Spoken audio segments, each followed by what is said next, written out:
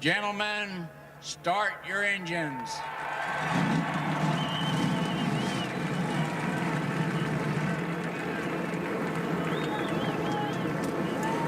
The starting grid for today's race. On the pole for the second time this year, Ken Schrader.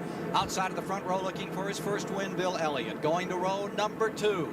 And there you have Alan Kowicki and Mark Martin, 2 strong dark horses with Fords today. In row 3, there you find Jeff Bodine, and alongside the leader in the Winston Cup standings, Dale Earnhardt. For row 4, Harry Gant, who's already a winner this year, and another leading dark horse, Sterling Marlin's number 94. In row 5, it's Rusty Wallace, and alongside him is Davey Allison, who won at Talladega. Going to row number 6, there's Terry Labonte, fresh from victory at Pocono, and Rick Wilson, that hard charger in the Oldsmobile.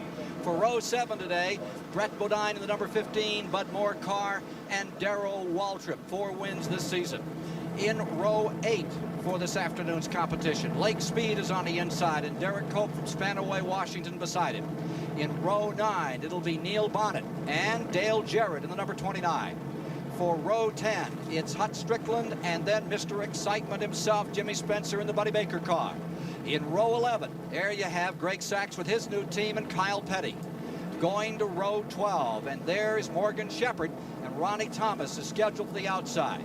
Row 13, Dick Trickle, that outstanding Midwestern runner, and Larry Pearson, the 2 leaders in the rookie standings. Row 14, Bobby Hillen and Mike Waltrip. In row 15 for today's race, there you have Eddie Bierschwell on the inside and Ernie Aravan along. In row 16, Richard Petty is there, the 1974 winner, and Phil Parsons. Row 17, Ricky Rudd, who did not qualify well, and Dave Marcus, who's been here for every one of the previous 20 races. Field beginning to roll out. Row 18, it's Combs on the inside and Miller on the outside, Butch Miller. Row 19 for today's race, that's Mike Miller there, and Bill Venturini from Chicago, the ARCA champion 2 or 3 years back. Row 19, Jimmy Means and H.B. Bailey ready to go. Field rolling out, everybody is moving, and we'll be back for the action of the Michigan 400 live on CBS after these messages. All 40 starters are away and finishing their first preliminary lap. We asked a few of the drivers what's on their minds during these pace laps. Parade lap, you know, just sitting down there, making sure you got all switches up, getting all adjusted and stuff, and just thinking about using your head, you know, the first part of the race, trying to stay up there, wondering if you got the car right and everything, and just kind of wondering how the day's going to go. The biggest thing is what starts to unfold once the green flag comes out. But where you're going to go, you don't really think about anything just other than getting down to going racing. I always try to pick out a marker close to my pit so I can engage with a building or a big flagpole. That's really about the biggest thing I think about before the race starts. Just looking at your gauges, you're cleaning your tires off, and you're making sure everything's ready to go, temperatures are up, you're talking to your crew back and forth, make sure you have communication all the way around the racetrack, and that's about it. I'm worried about my race car. I'm worried, do I have it set up properly? Do I have the right gear in the car? Is there anything I could have done prior to this event to be sure that the car is going to do better than it did the day before or the race before? Constant wheels turning in my brain. I'm trying to settle down, think what I want to do, the right kind of move to make the first race, pay attention to what's going on, and there's no such thing as a game plan, because as soon as they drop that flag, everybody goes in opposite directions, and I think the biggest thing, you got to be ready to roll with whatever punch comes up. Let's get started. You know, it's time to race. It's all this TV stuff and all this promotions are all over with, and it's time to get down to business, and that's when I'm starting to have fun. This is Dave Despain. We'll be joining Mike Joy with TV stuff along pit road. Ronnie Thomas is going to start this race dead last. Fans are used to traffic jams. Ronnie got caught in one this morning, has to give up a better than average starting spot. Slated to go 24th. He'll start 40th on the field because he missed the drivers meeting, and the rules say you have to start at the back. Let's get ready for a green flag with Ken Squire. Ken? Thomas raced in Virginia last night. A little late, a little tardy getting back. Coming down for the start, 3 onboard cameras. You'll be riding with Alan Kowicki, Dale Earnhardt, and Darrell Waltrip today. 400 miles, 200 laps. You're riding with Kowicki as he brings the field under green. Largest crowd in Michigan history. On their feet. And as they come down into turn number 1, everybody's away safely. Here's Ricky Rudd, the green car down to the bottom. Starting back in 31st, trying to bust out early. He's got a lot of cars he needs to go by. Here he is up beside Dave Marcus in the 71. Meanwhile, back in front, it's even. Elliott on the outside of the fourth. Chevrolet on the inside. Schrader going for the lead. Kowicki back in third into turn 3, first time. Ricky Rudd on the move. Away from Kowicki, closing on 3 cars as they come down. Closing on Phil Parsons, and Richard Petty is on the move. Here's Rudd to the bottom of the racetrack. Knocking down 2. 1 lap complete. Back with the leaders. Rudd had a bad qualifying effort. He almost spun out on his qualifying run, so that's the reason he's starting as far back as he is. Here he is, busting through more cars, getting around Eddie Bierschwell. Waltrip closes on Rick Wilson. Looks like he's going to get it going into 3. Oldsmobile down to the inside, holding Waltrip off. Tight running. There you see Rusty Wallace on the outside. Harry Gandon there had that great run, win at Darlington earlier this year. Sterling Marlin's blue and yellow cars coming by this packed grandstand. 55,000 seats. Last 300 seats went on sale at 7 o'clock this morning. We're gone in about 20 minutes. Ooh, Marlin moving out a little, as you saw there. Tight running, and Waltrip stacks him 3 deep, goes all the way to the outside. Marlin takes even a bigger bite. Good start, Chris. That's an excellent start. You know, there are 5 different makes of cars out there on the track, Ken, and representatives from Detroit of every nameplate are here. These guys know they're being watched by the important people. That means how much money their teams will get next year. Everybody wants to win this one. 14 Pontiacs, 8 Chevrolets, 8 Fords, 6 Oldsmobiles, and 4 Buicks comprise the field. Drivers from 20 states in the 40-car field. 3 laps complete. Back with Waltrip once again. Drafting plays a major role in racing here at Michigan. The straightaway speeds are upwards of 190 miles an hour as Rodney Combs comes into the pits for an unscheduled pit stop. But we'll see a lot of cars trying to run as close on the bumper of the car in front of them as they possibly can. Take advantage of the draft. Elliott trying to snap out of a losing streak that goes back to Daytona. For the 89 campaign, Schrader right there, set on the 4-lap Daytona here at 174.7 miles an hour. New record for this 400-mile race. And look at Waltrip dive to the inside as he goes up on Gant. Waltrip getting some running room. Trouble in turn 1. There's a car smoking very badly up to the front. Bodine losing 1. Bodine at the bottom. As you watch it live, he comes down to the bottom of the racetrack.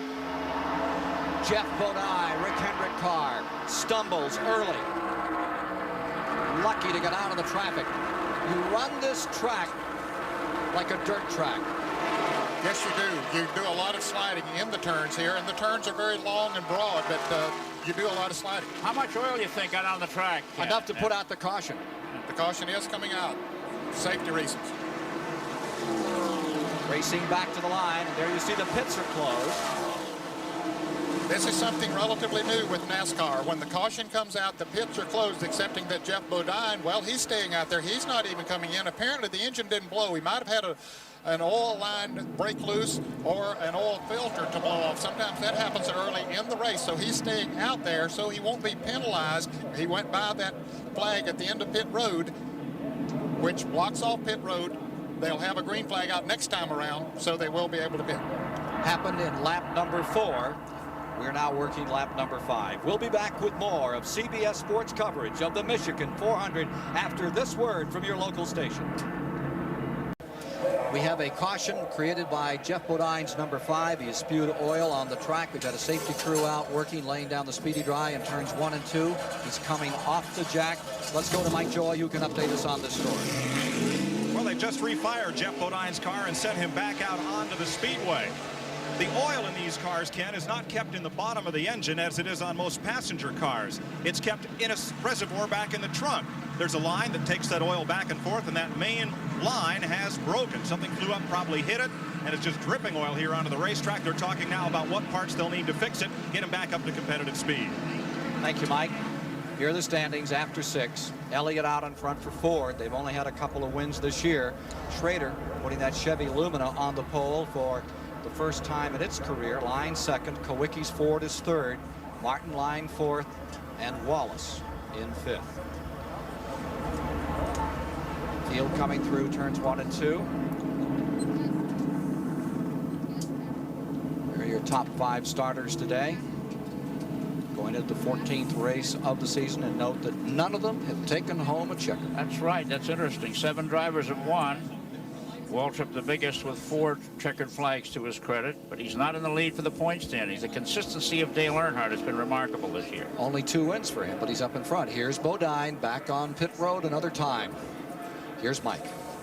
That oil scavenge line is the problem, and that snakes in and around the frame, and in most places they have it up where it's protected, but where it runs out of the engine, out of the dry sump pump as it's called, it does pass beneath the frame.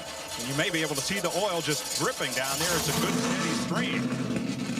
And Jeff started the motor up. That wasn't quite what they wanted, so they're going to have to at least replace a piece of line back to where some of the threaded fasteners are that hold the sections of line together. The mechanic has just come out with some braided hose and a new oil cooler.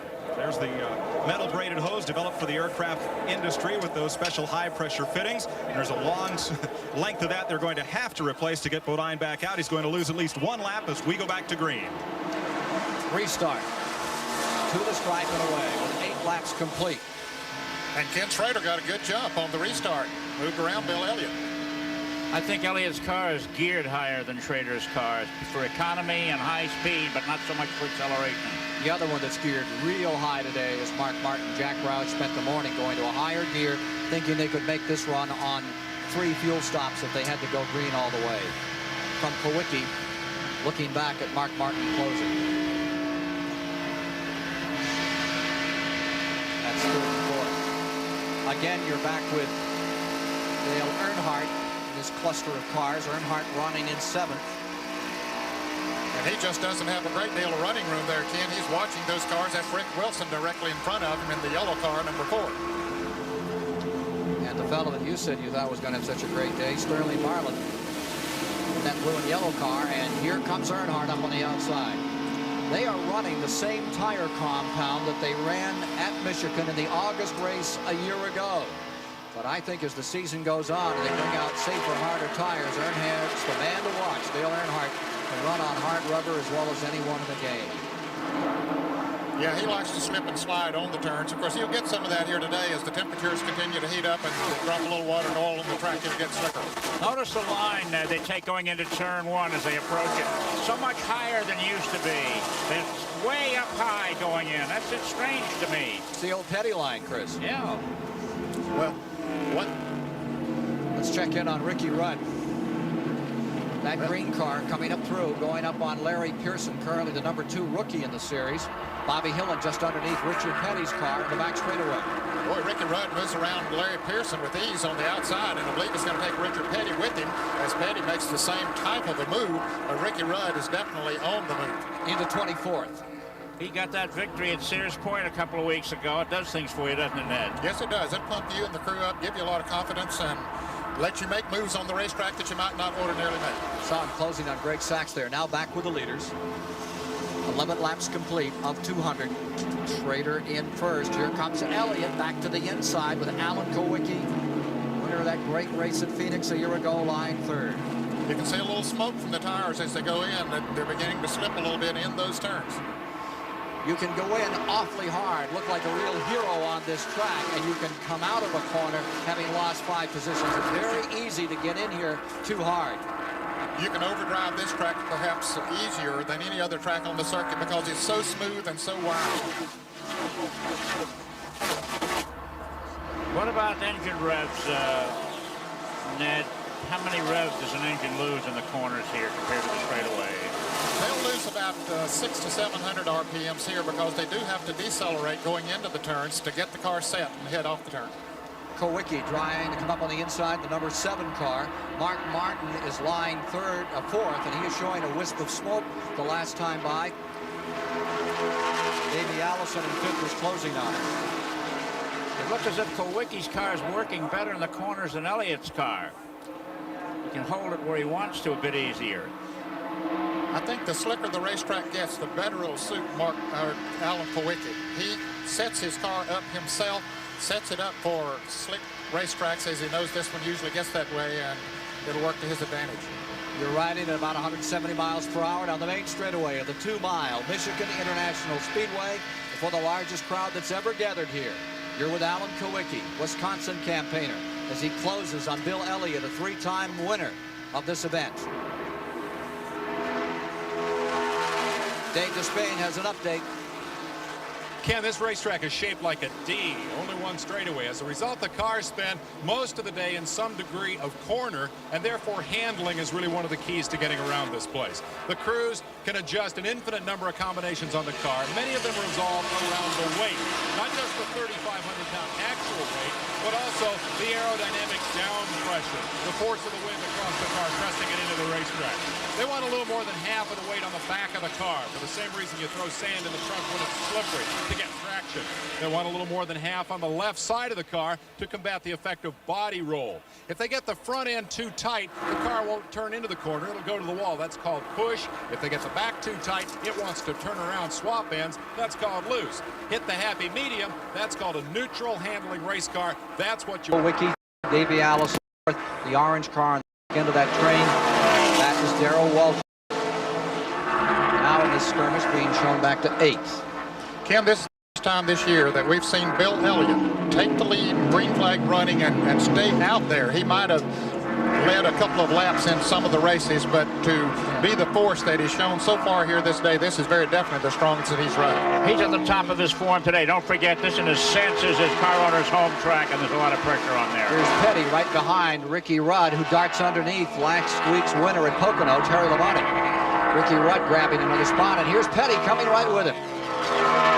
Richard, who had a very unsettling couple of days in getting ready for this event, that car seems to have found its own way now.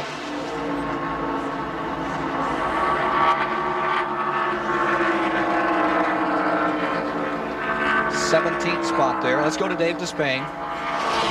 Kenny Schrader's team is part of the 3-car Rick Hendrick stable. They've got everything it takes to be a modern NASCAR outfit. They've got a team manager, a crew chief, abundant personnel, lots of race cars. They even have their own in-house public relations firm. And now they have one more component, perhaps a missing component. And let's take a look. This guy right down here joined the team after a terrible slump early in the season. That is Jake Elder. They call him Suitcase Jake. And the reason they call him that is because he never stays in one spot very long. You'll notice Jake's suitcase doesn't even contain the team uniform.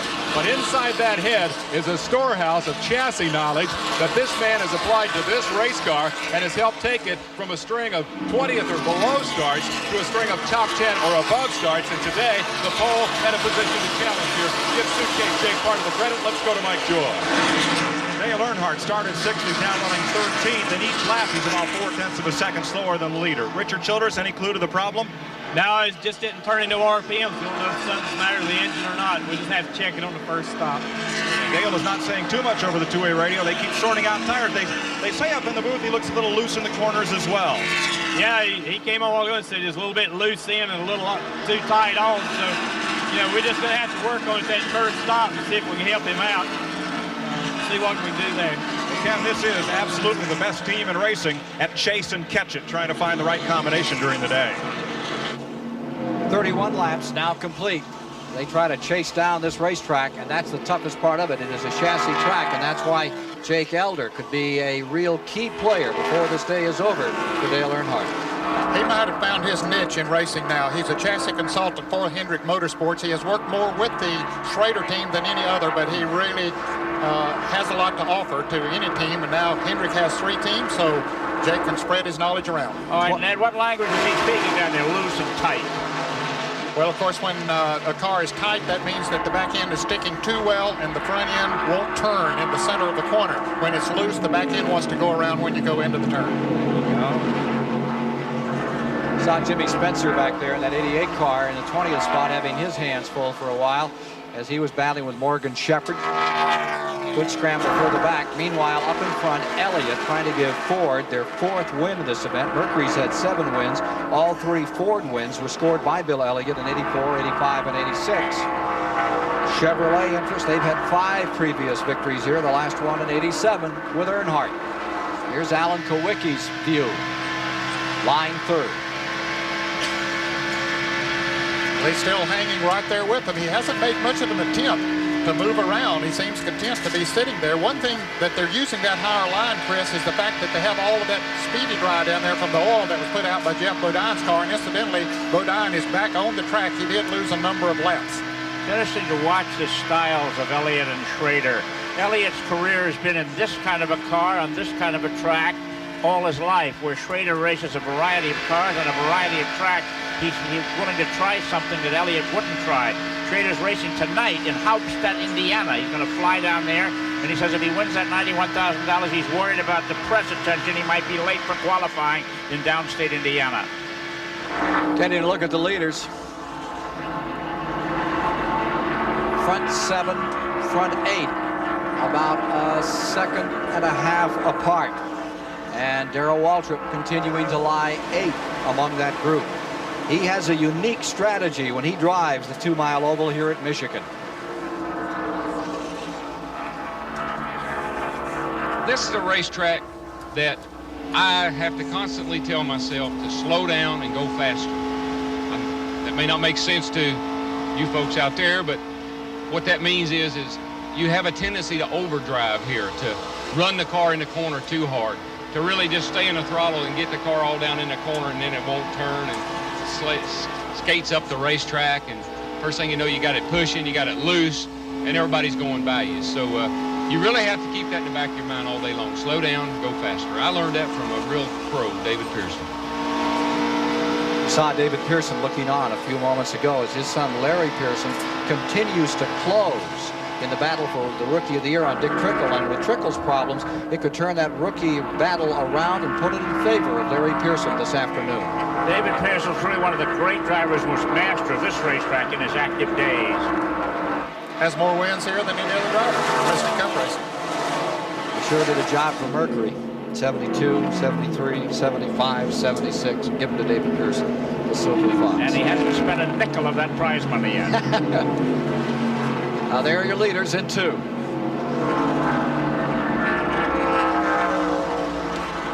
After 35 laps complete, Elliott keeps the Ford up in front. Schrader running right with him. Kowicki there, followed by Wallace, Davey Allison. In the second 5, Harry Gant, line 6. Mark Martin is in 7th. Darrell Waltrip is in 8th. Sterling Marlin is 9th. Rick Wilson is 10th. A little further back, Brett Bodine 11th. Lake Speed to 12th. Dale Earnhardt now 13th, and Derek Cope, having a very good run, is in 14th position with Hunt Strickland, that rookie in number 57. Donnie Allison's son-in-law in 15th. Ricky Rudd to 16th. Rusty Wallace is starting to show us how he's cracked that Ford chain there and is up, now holding 4th place in that white number 27 Pontiac. We've got a Ford, a Chevrolet, a Ford, a Pontiac, and an Olds in the top 5 places. 37 laps are down to the 200 to be run here in CBS's live coverage of the 21st Annual Michigan 400. Stay with us. This is the action as seen from the Goodyear blimp hovering over the Michigan International Speedway, the Enterprise out of Pompano Beach, Florida. At the controls, Captain Dick Esch from Sunrise, Florida.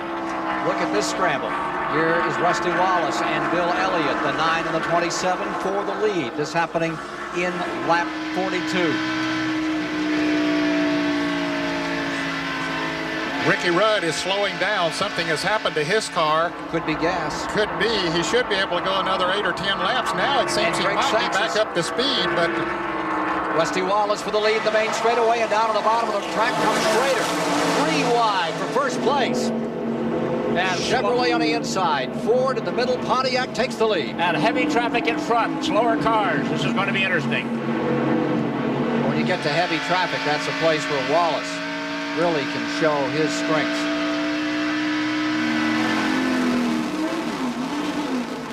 Dale Earnhardt in the pit road. Here's Mike Joy. Dale Earnhardt is in for service, and most interestingly, what will they do to change the chassis of this car? Ricky Rudd's come around. He's going to make his pit stop after missing pit road the first time by. No chassis adjustment, no jacking on the screws that alter the weight on the car. Instead, they'll use tire stacker, change the diameter, circumference of the tires they put on that car to change its handling. Ricky Rudd completes his 1 lap lap late. He started 33rd, moved up to 15th, but this stop will cost him. Ken? Well, Mike, both of those drivers went a lap down on that pit stop exchange. However, others will be coming in before too long. I'm surprised only 84 miles they're calling for gas. That's not very far in a 22-gallon tank. No, it really isn't. I would have thought they would go 45 to 48 laps. And some of them are stretching Waltrip and Martin for 51 laps today. Here you see the 27 car getting ready to pit. This will give Schrader the lead. We'll see some range out of him. 44 laps complete. Leader, Wallace, ducks on pit road. Here's Dave Despain.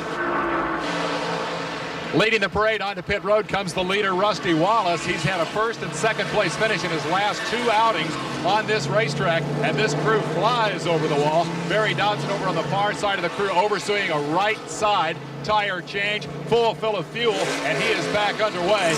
13.5-second pit stop. Great work for the Wallace crew as they sent the leader back out, but it was an early pit stop. Raymond Beadle is the car owner. Raymond, did you have to bring him in a little early, and if so, why? No, we didn't bring him in early. It was a routine stop, but cars aren't running real good. It was a little loose, and we've straightened it up this time. We think we're in real good shape. You happy with your fuel mileage? Happy with your mileage? Yeah, so far, everything's okay. Fuel is not usually an issue here. Rusty Wallace comes in early for his. They adjust the car, and he's back underway.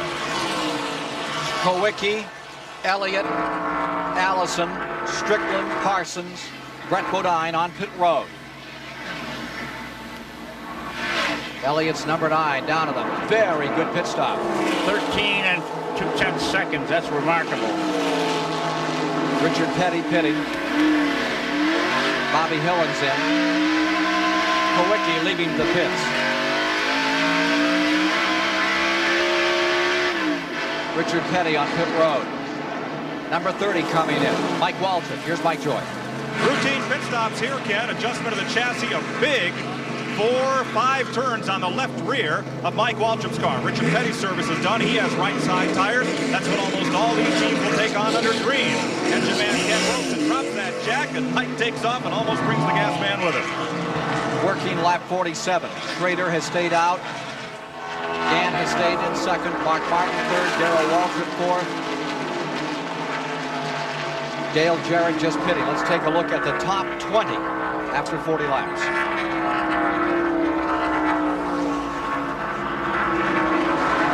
Gant closing in here on Schrader. Remember that Gant had a win this season earlier at Darlington. He has looked strong throughout the preliminary period to this race at the Michigan International Speedway. Despite Schrader's classy driving, he only has one victory to his credit last year at Talladega. And he's relying on that car to get some great mileage, as is Harry Gant. Working lap 48. Kyle Petty just pitting. Jimmy Spencer coming on the pit road. And evidently Schrader is about to come on pit road. He's slowing down to the inside of the racetrack. And the Jackson Brothers car stays out.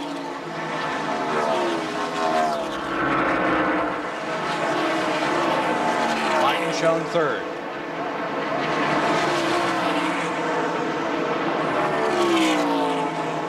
Eddie Bierschwale pitting. These are routine pit stops, first time around. Several teams striving for 51 laps, so if it stayed green, they could make it on 3 fuel stops. We know that has been the Waltrip hope. 13.5 seconds in the pits for Schrader, not bad. Certainly the case with Mark Martin. The pit crew is ready for Harry Gant. They're standing down on pit road. Let's see if he does come in. Yes, he does. Here he comes off of turn 4, and Mike Joy will be standing by in his pits. Mike? Looking for Harry Gant, and he's going to get excellent fuel mileage here. 50 miles on this first tank, and gentlemen, just as you theorized, that means a 3-stop race.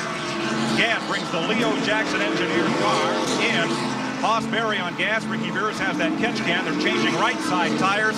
Andy Petrie, the crew chief, changing the right. Billy Abernathy there on the tire. Charlie Presley has the jack. When he drops it, it's time to go. Second can of gas.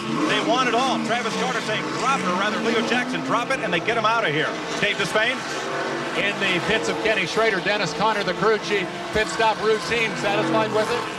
Yeah, it was just a routine stop. We got right side tires and fuel. We Could probably run a little bit further, but this stage of the game, you don't run a risk and run too far. It looks like you packed an awful lot of gas in there. Is mileage going to be an issue here today? As a general rule, mileage is a key factor here because there's very seldom any cautions, so you have to go as far as you can and plan your strategy right. And more often than not, fuel economy will give you a good finish here. That's Dennis Conner, crew chief for the 25 car of Kenny Schrader. Waltrip on pit road. Away quickly. Great stop, Chris. But unfortunately, Harry Gant's stop was about 3.5 seconds longer than it should have been. The other top drivers were all getting in at 13 and a fraction. And Waltrip is going back out on the track after a 13.27-second stop. Now that's pit work.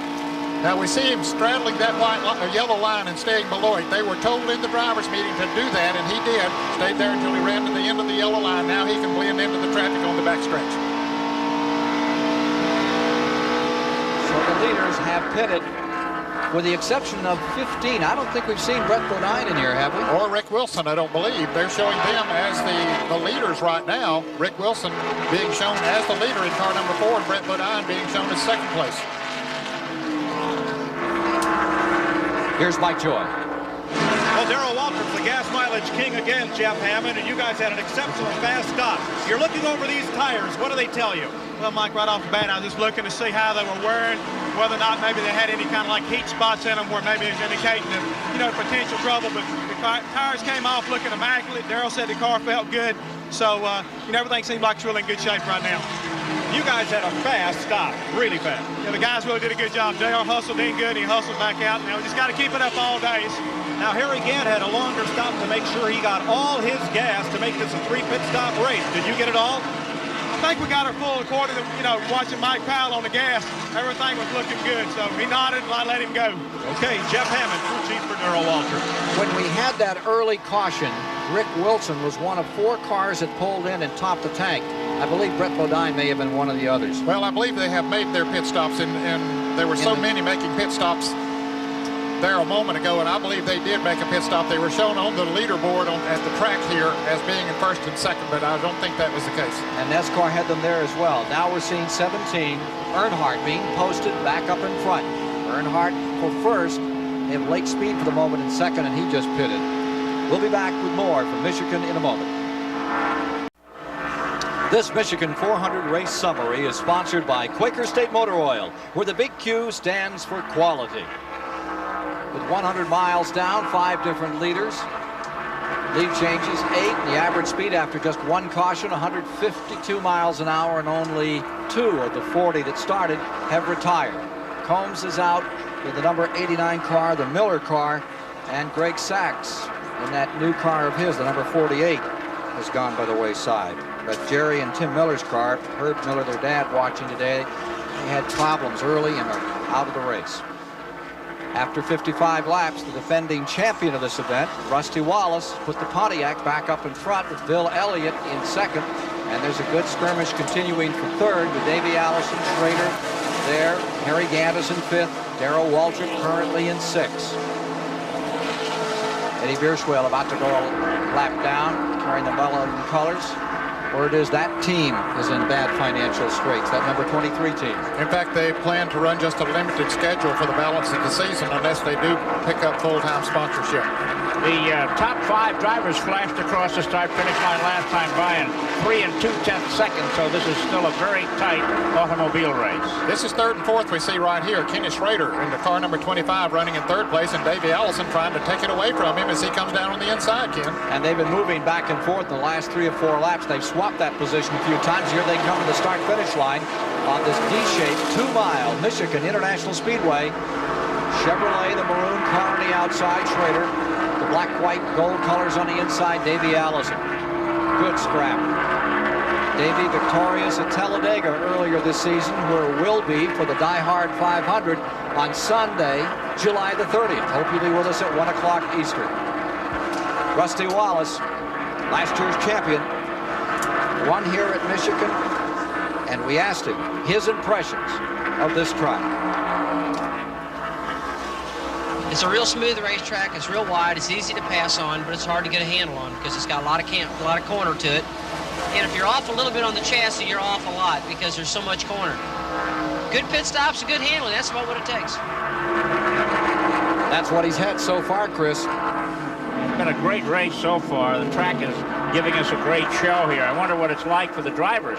How much work is being done on the chassis when they get into the pits. Richard Petty, I always remember over the years, a perfectionist. Every pit stop Richard Petty ever made, they did something to the chassis a little bit, tweak it till it got just right for him towards the end of the race. Of course, one way that they can change the chassis today without putting those wrenches on it is by changing the stagger of the tires. And many of them will do that if the car's not handling too well. A little bit hazy here today. I don't think the temperature is up quite as high as it was yesterday when it was up near 90. It's interesting that when they make those adjustments, what's the guarantee, Ned, that they're the right ones? Now, here we have Schrader, who was so good before that pit stop, and he can't seem to stay with Rusty Wallace now, who's got the outstanding car after his stop. Well, there are no guarantees because sometimes when they put new tires on there, one tire will grow a little bit more than another one, and that will change the stagger and, of course, change the handling characteristics of the car. About to lap Phil Parsons is the leader. Rusty Wallace, he finds him way up on the outside, and he had to get in the binders a little there. Coming to the line, Rusty Wallace looking for some room. Bill Elliott lying about 15 car lengths back. Schrader qualified at a new record for this event, 174.7 miles an hour.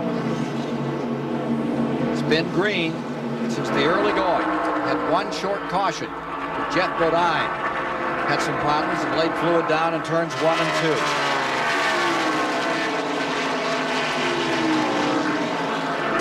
Butch Miller's number 51 going a lap down as Wallace continues his assault.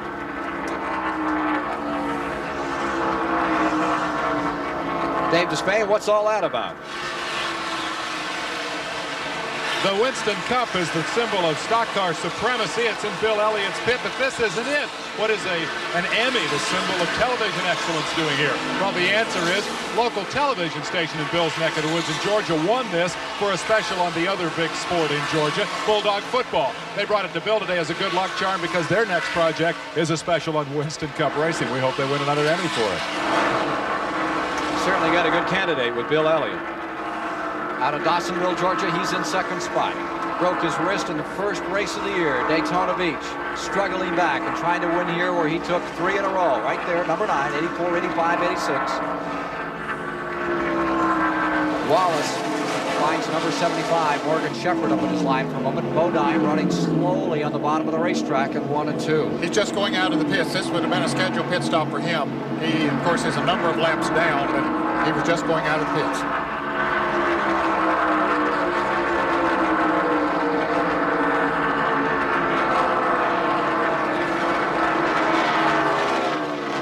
Back in the field, Gant is 5th, Waltrip 6th, Kowicki 7th, Mark Martin is 8th, Sterling Marlin lying 9th, Rick Wilson is 10th, Brett Bodine 11th, Dale Earnhardt is shown as 12th. We'll be back with more of CBS Sports coverage of the Michigan 400 after this word from your local station.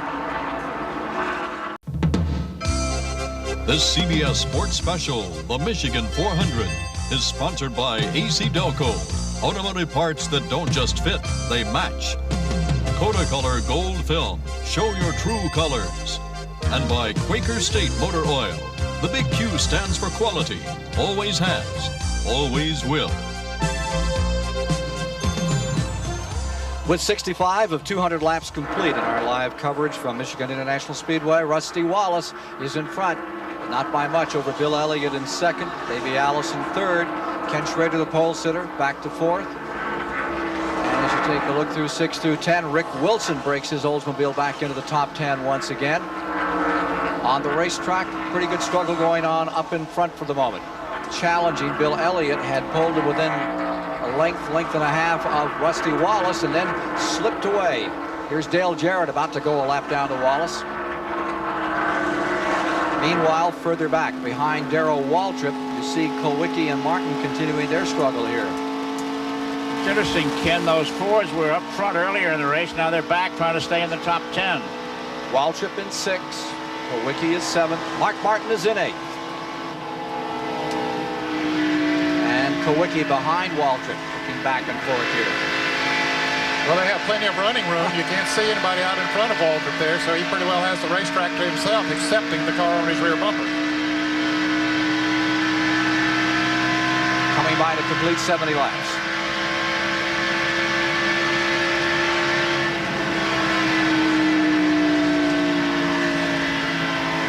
Sounds like he's using up all that gear. Alan Kowicki had a water leak this morning. They had the whole front off the engine. They were trying to find it. They were very concerned. Right now, things look like they're going pretty well for him. On a day as warm as this, as you watch that draft, that's the one thing you don't want to do is stay in that line too long, or you can really overheat them. Let's go to Mike Joy. And since the performance was improved on the very first automobile, it's been Ford versus Chevrolet on the super speedways, on the straight line drag strips. But there's a bigger battle being waged here today, right out here in the parking lot. This is Ford's new Thunderbird Super Coupe. Since this racetrack started in this event, Mercury's have won 7 times, Ford 3 times for 10.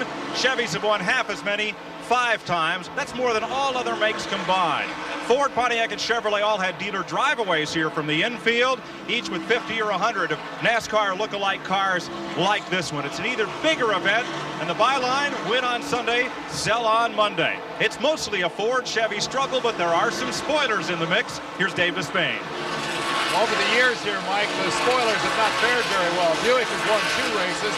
Pontiac, Olds, each winning 1 race, and one of those Pontiac victories went to Rusty Wallace. All the other contenders, combined, we should say, have only won as many races as Chevy. But Rusty Wallace is the guy who gave Pontiac that victory. And when I asked Gary Dodson yesterday if they were going to race the Fords and the Chevys, who they were going to race the hardest, he said, man, we race everything out there with wheels, everything that'll move. Moving right along now, it's Kowicki and Martin. They moved around Darrell Waltrip. That battle back in 6 continues to be intense. Rusty Wallace trying to give Pontiac 2 in a row. Waltrip plays his stock car racing like basketball teams. It's only the last few minutes or a few laps, I should say, that means something to Darrell Waltrip. This business of getting mileage and having crackerjack pit work, he's not going to really get going until the last 40 laps. Kowicki is now in 6th, and you're looking out the back of his car at Mark Martin in 7th. Waltrip back to 8th. Waltrip driving the race that he usually drives, patient, waiting for that finish, not doing anything too dramatic here. Meanwhile, Dale Earnhardt in number 3. Has he changed his driving style, Ned? Here he is, line 12th. Remember where he always was the Charger? Is that a different Earnhardt we're seeing now? I don't know. He might be a little more conservative, but if his car was capable of running up front, we would see him running up front. I don't think, Richard Childress said a little bit earlier that Earnhardt's said the engine wasn't running as good as he would like to see it, and I think that it's more the car today than it is Earnhardt. I think Earnhardt's adopting the Waltrip style to some extent. Harry Gant obviously is. Waltrip has been so successful with a different style of driving. The smart fellows are taking a hard look at how he goes about it. Here you see Ricky Rudd trying to go underneath Earnhardt as they continue their struggle further back in 12th position, and just in front of them is Brett Bodine in the Bud Moore car. Yesterday, we sent Ned Jarrett out to the garage area to find out what role intimidation plays in this form of racing, and if there is any one man who can be called racing's Terminator. We found one name kept popping up. Well, everybody races hard now. It's everybody's got it more aggressive than what they were because of the sponsors and the money and the pressure to win. And if you can intimidate somebody, you try to, and they are intimidators out here. Well, I guess that's like, someone like Dale, I guess, would have to be in that category for sure. Earnhardt would have to have the reputation for being the intimidator. Probably the biggest one, I guess, would be Earnhardt. Yes, Earnhardt would be an intimidator. Dale Earnhardt's right at the end of the class. Dale Earnhardt, I reckon, off the top of my head, Earnhardt, people like Earnhardt. Okay, now, most of them have said when we asked the question that Dale Earnhardt, his name has been mentioned as the top intimidator. Your reaction? Well, that's great. I hope I can intimidate some more. It makes it easier to do my job when I get up racing with them. If they're a little intimidated by me, maybe they'll give a little more. The man in black certainly has 12 guys up in front of him. He needs to think that very much right now. Starting this morning, he's telling everybody else that they're not eating properly. Become a dietitian. Right, exactly. He's got a lot of expanse to cover here if he wants to get back up in the front of this one. Here he is back with Rudd. And Rudd is not one of those drivers that can be intimidated too easily, Ken. He's pretty tough out there himself. Lake Speed is in 14th. Petty Richard is in 15th. And Kyle is lying 16th behind these two gentlemen. Dale Earnhardt and Ricky Rudd. Ricky, who came out of that great victory at Sears Point, California. Here in the San Francisco countryside. Just north of San Francisco a couple weeks back. Then they came all the way across the country to Pocono, Pennsylvania, where Terry Labonte was victorious last week. Here we are in Michigan, and the struggle continues. Dandy fight going on here today as Rusty Wallace strives to give Pontiac another win. 2 in a row in this 400. This is the largest crowd that we have witnessed in the 21 years we've come to follow this event at Michigan International Speedway. I must say one thing, as we look at this crowd, and particularly at the infield here today, I've never seen anything like it, and I must give credit to this racetrack. You can come here a week ago yesterday and stay all week for $15. Get yourself into the infield. That's for the vehicle. That's another $15 for the ticket. So for $65, $70 and kids free, and it's worked. And people come and spend a week, and they do a lot of other activities, and then make the highlight of their stay in the Irish Hills of Michigan this beautiful racing facility on this Sunday afternoon. You know, there's not many hotel rooms in the area, so this is motorhome paradise. And they're having a grand time. There was over 40,000 here yesterday for qualifying. Marvelous crowd, and it was just for qualifying, no race here. Done a super job with this facility, and that crowd waiting to get in the infield last night at 4:30. There's a story unto itself. And a brand new grandstand seating 3,000 is full this time around. 300 tickets sell this morning, went in 20 minutes. Here's Mike Joy. Ken, let's update on the Ricky Rudd pit stop. He did go 1 lap too long, and it cost him position on the racetrack. However, he did not miss the pit. There was a very slow car in turn number 3 that looked like it wouldn't make it around. Rudd thought the caution might come out, and if it did, pit road would be closed. So he stayed on the track an extra lap at fairly slow speed. The track stayed under green. The slow car got out of the way, and it cost him track position. But he had come from 33rd on the grid to 16th in the race, challenging for 15th when he made that first stop. And I think he can get caught back up, and we'll see him back up in the front pack before the day's over. Butch Miller just retired, car number 51. He has gone back to the garage area as we continue to watch Earnhardt in his encounter with Ricky Rudd, battle for 12th. 75 laps complete of 200 to be run. Only one caution came early for Bodine. Other than that, it's been green flag all the way. There's the leader. Wallace in the 27, the white car, and then there is a lap car, Kyle Petty, followed by the second place car, number 9, Bill Elliott. Elliott lying second. What makes a race special?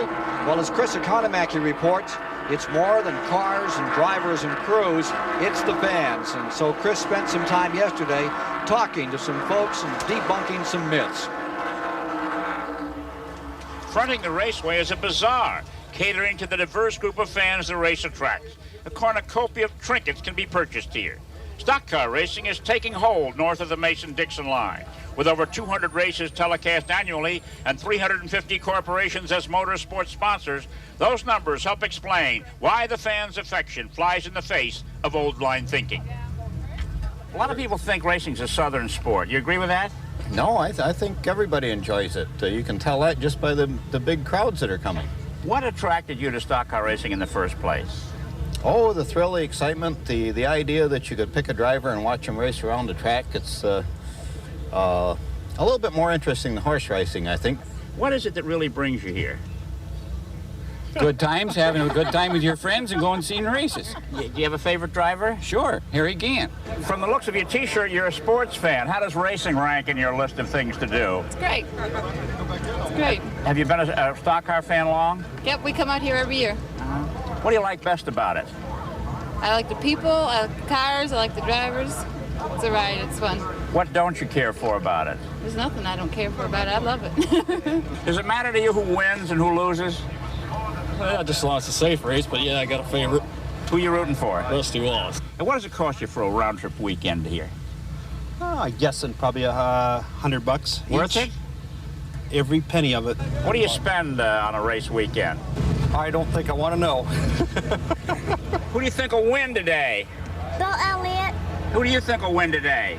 Richard Petty. Once inside in their costly seats, the fans strain for a look at their heroes. It reinforces the old adage, racing gets into your blood. Is it worth it watching stock cars as they undergo this kind of heat? I love stock cars. It's the only thing there is. You look like you know what you're doing. How long have you followed racing? Well, a year or two. Who's your favorite? Dale Earnhardt. I mean, Bobby Allison, then it's Dale Earnhardt. Might you want to be a race driver when you get a driver's license? No. Why not? Because I don't want to be one, because it's too dangerous. Are you a race fan? Yeah. You mind your husband coming to these things? No. As long as he takes me along. How long you been married? 2 months. And so, as you can plainly see, the stock car fan comes from all points of the compass and in all sizes and shapes. And across the broad spectrum of sport, it's the stock car fan who knows his or her sport the very best. Who is the best?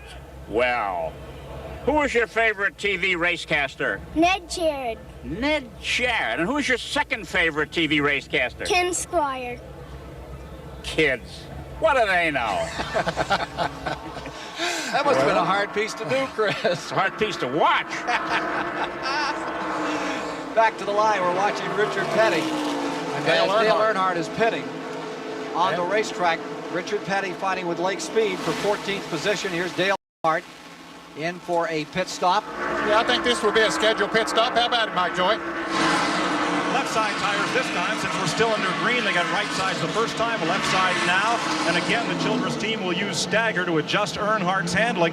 And I think they're in just a little bit early to run the distance if we stay green the rest of the way. However, Mike, Kulwicki has just pitted as well.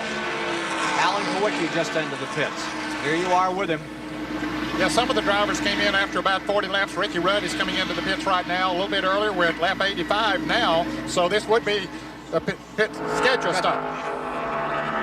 It looks like Venturini's car out of Chicago, Illinois. That's Bill Venturini, the 87 ARCA champion. Remember, he had that terrible crash at Talladega, Alabama? Also was the champion that year. Bill Venturini in trouble here today. Tough break for a couple of drivers who had just made pit stops. Alan Kulwicki went a lap down.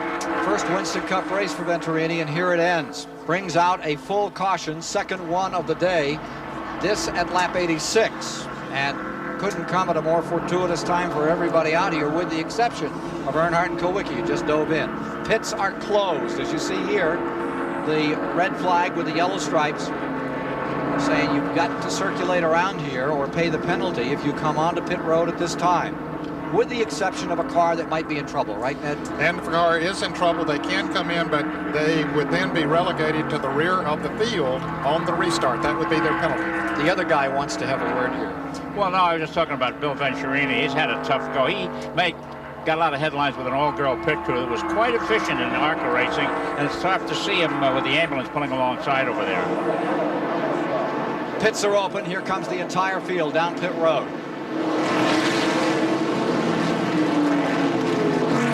Everybody's in. Everybody's busy. Here's Mike. Davey Allison getting right side tires. They took on rights during the green flag pit stop. So did Rusty Wallace's crew and Mark Martin's. They're all looking at right sides and a full tank of fuel. They were going to have to come in within the next 5 to 10 laps anyway, so this won't throw them off pit stop sequence too much. There are 5 cars on the racetrack. All others are on pit road. Easy way to pick up 5 points. For some folks, if you lead a lap, you collect 5 bonus points under the Winston Cup system. Maybe we get a look here what happened to Bill Venturini. Okay, that's the car inside the circle as it goes into turn 1. Looks like he enters the turn pretty well. Ooh. And then the car gets loose all of a sudden and just veers into the outside wall. It looks like the back end broke loose just a little bit, and then he corrected it and just went straight in the wall. Looks like an old dirt track scrape where you go in, you correct, you try to get it back, and then he hit hard. You can see the damage to the right front of his car. Bill trying to make his way into Winston Cup racing. This is his first ever Winston Cup run. He's been here one other time. He ran a USAC race back here in the late 70s. Bill Venturini. Chicago boy. Yeah, very popular up there. see him at that boys club outing each year. Big supporter of the Chicago Boys Club, the Lathrop Center over there in Chicago. Well, we hope. Let's hope he's all right. Okay. We'll be back with more from the Michigan International Speedway in a moment. They are still working on the Bill Venturini car after a hard crash into the outside retaining wall here at the Michigan International Speedway. Let's take a look at the leaders after 80 laps. Here they're running the top 25 positions here on the track. Safety crew still administering to Bill Venturini from Chicago. Talked to him this morning. He was so optimistic about this race. He'd had a few problems yesterday. He said, we've got him licked. He said, I really think I'm going to have a good afternoon.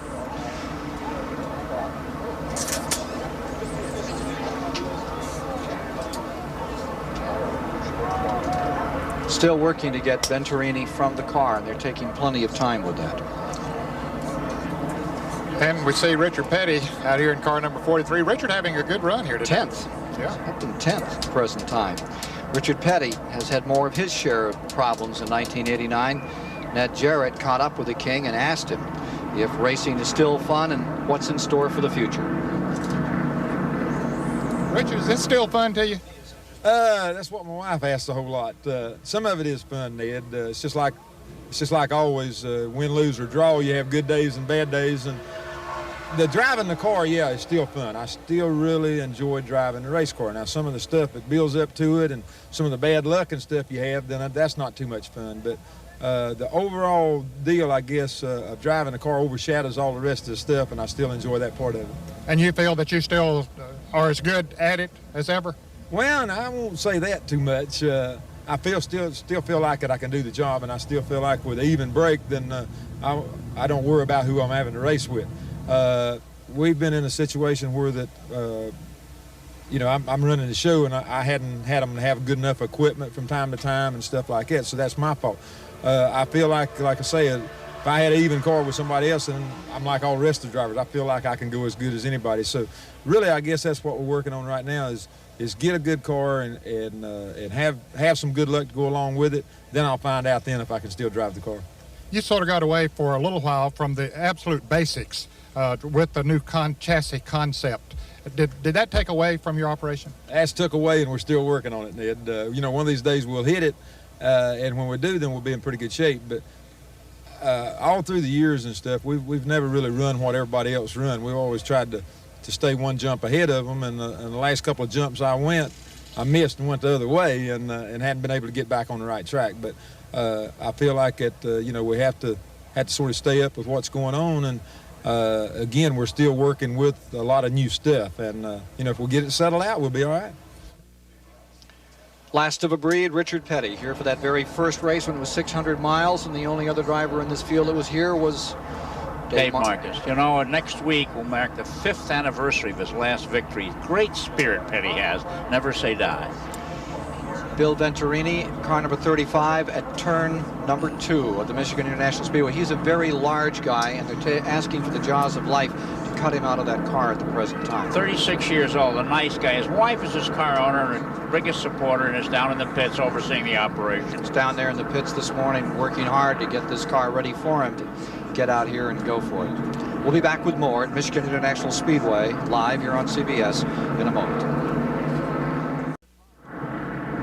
Under caution for the second time today at Michigan International Speedway, and after a pit stop to take on fuel and tires, Rusty Wallace has come out in first with Davey Allison second, Elliott third, pole sitter Schrader in fourth, and Darrell Waltrip now comes to fifth. Followed by Mark Martin in sixth, Rick Wilson's Olds in seventh, Brett Bodine's Bud Moore Ford in eighth, Richard Petty now ninth, and Derek Cope out of Spanaway, Washington is showing in the 10th position. Just behind him, Lake Speed is coming in 11th, Sterling Marlin 12th, Dave Marcus 13th, Alan Kowicki 14th. Here you see the car that has brought out the caution. They continue to work down here on the Venturini car in turn 2. And let's look again, Ned, at what brought about this caution. It happened in the 86th lap. Okay, this is the car we see in the circle as he approaches turn number 1, gets into the turn well, and then all of a sudden the back end veers out, and he tries to correct it and slams into the wall hard with the right front.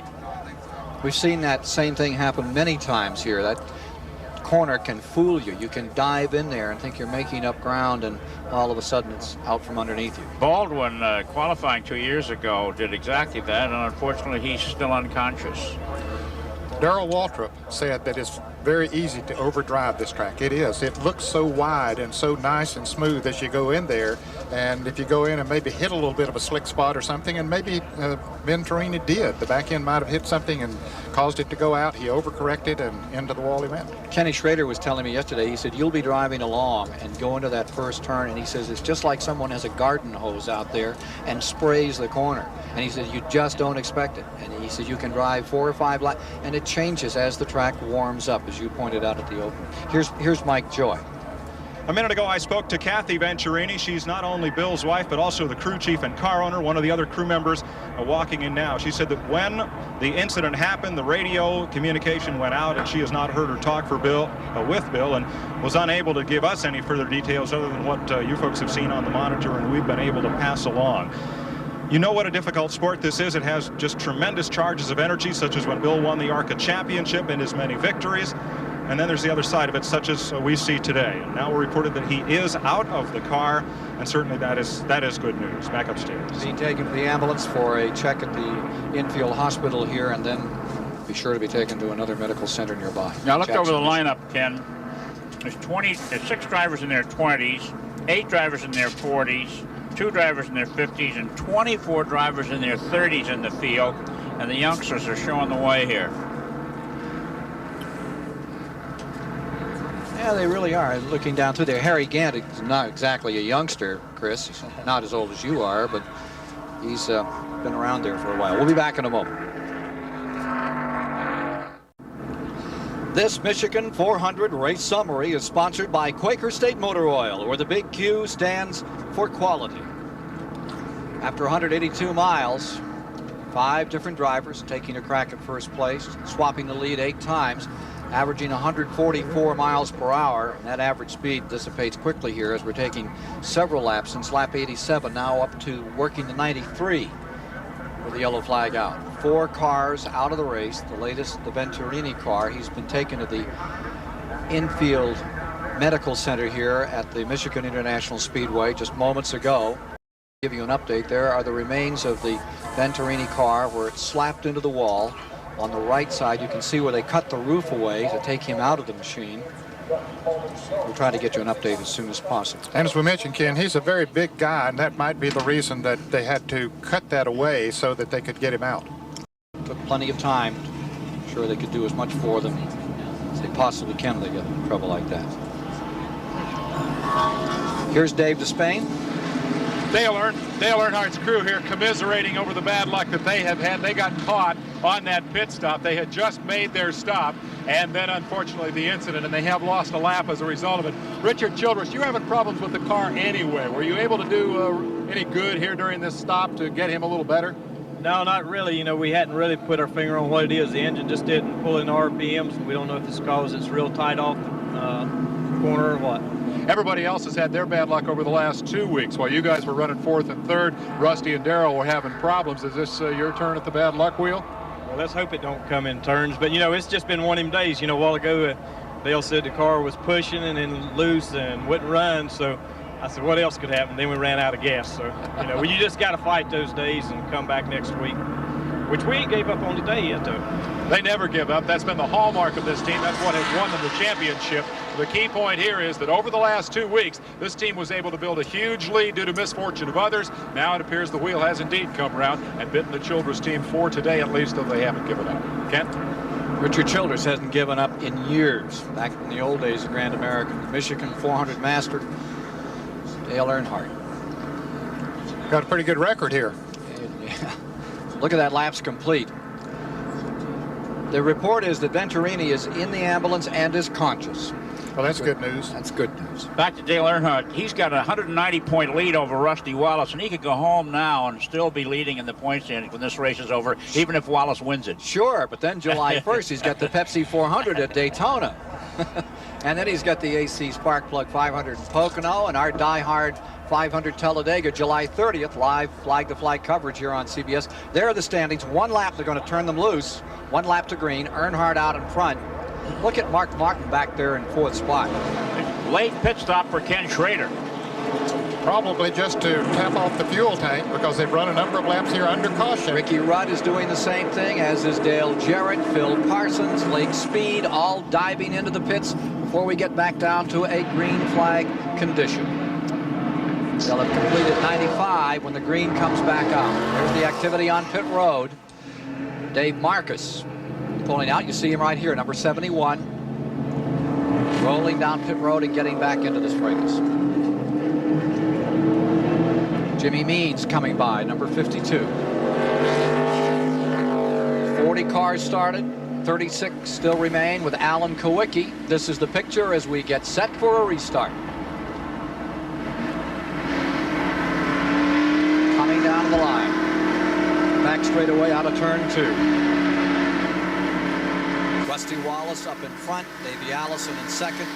Bill Elliott 3rd, Ken Schrader 4th, Gant is 5th, Waltrip 6th, Mark Martin 7th, Rick Wilson showing 8th, Brett Bodine 9th, Richard Petty showing 10th, Cope 11th, Lake Speed 12th.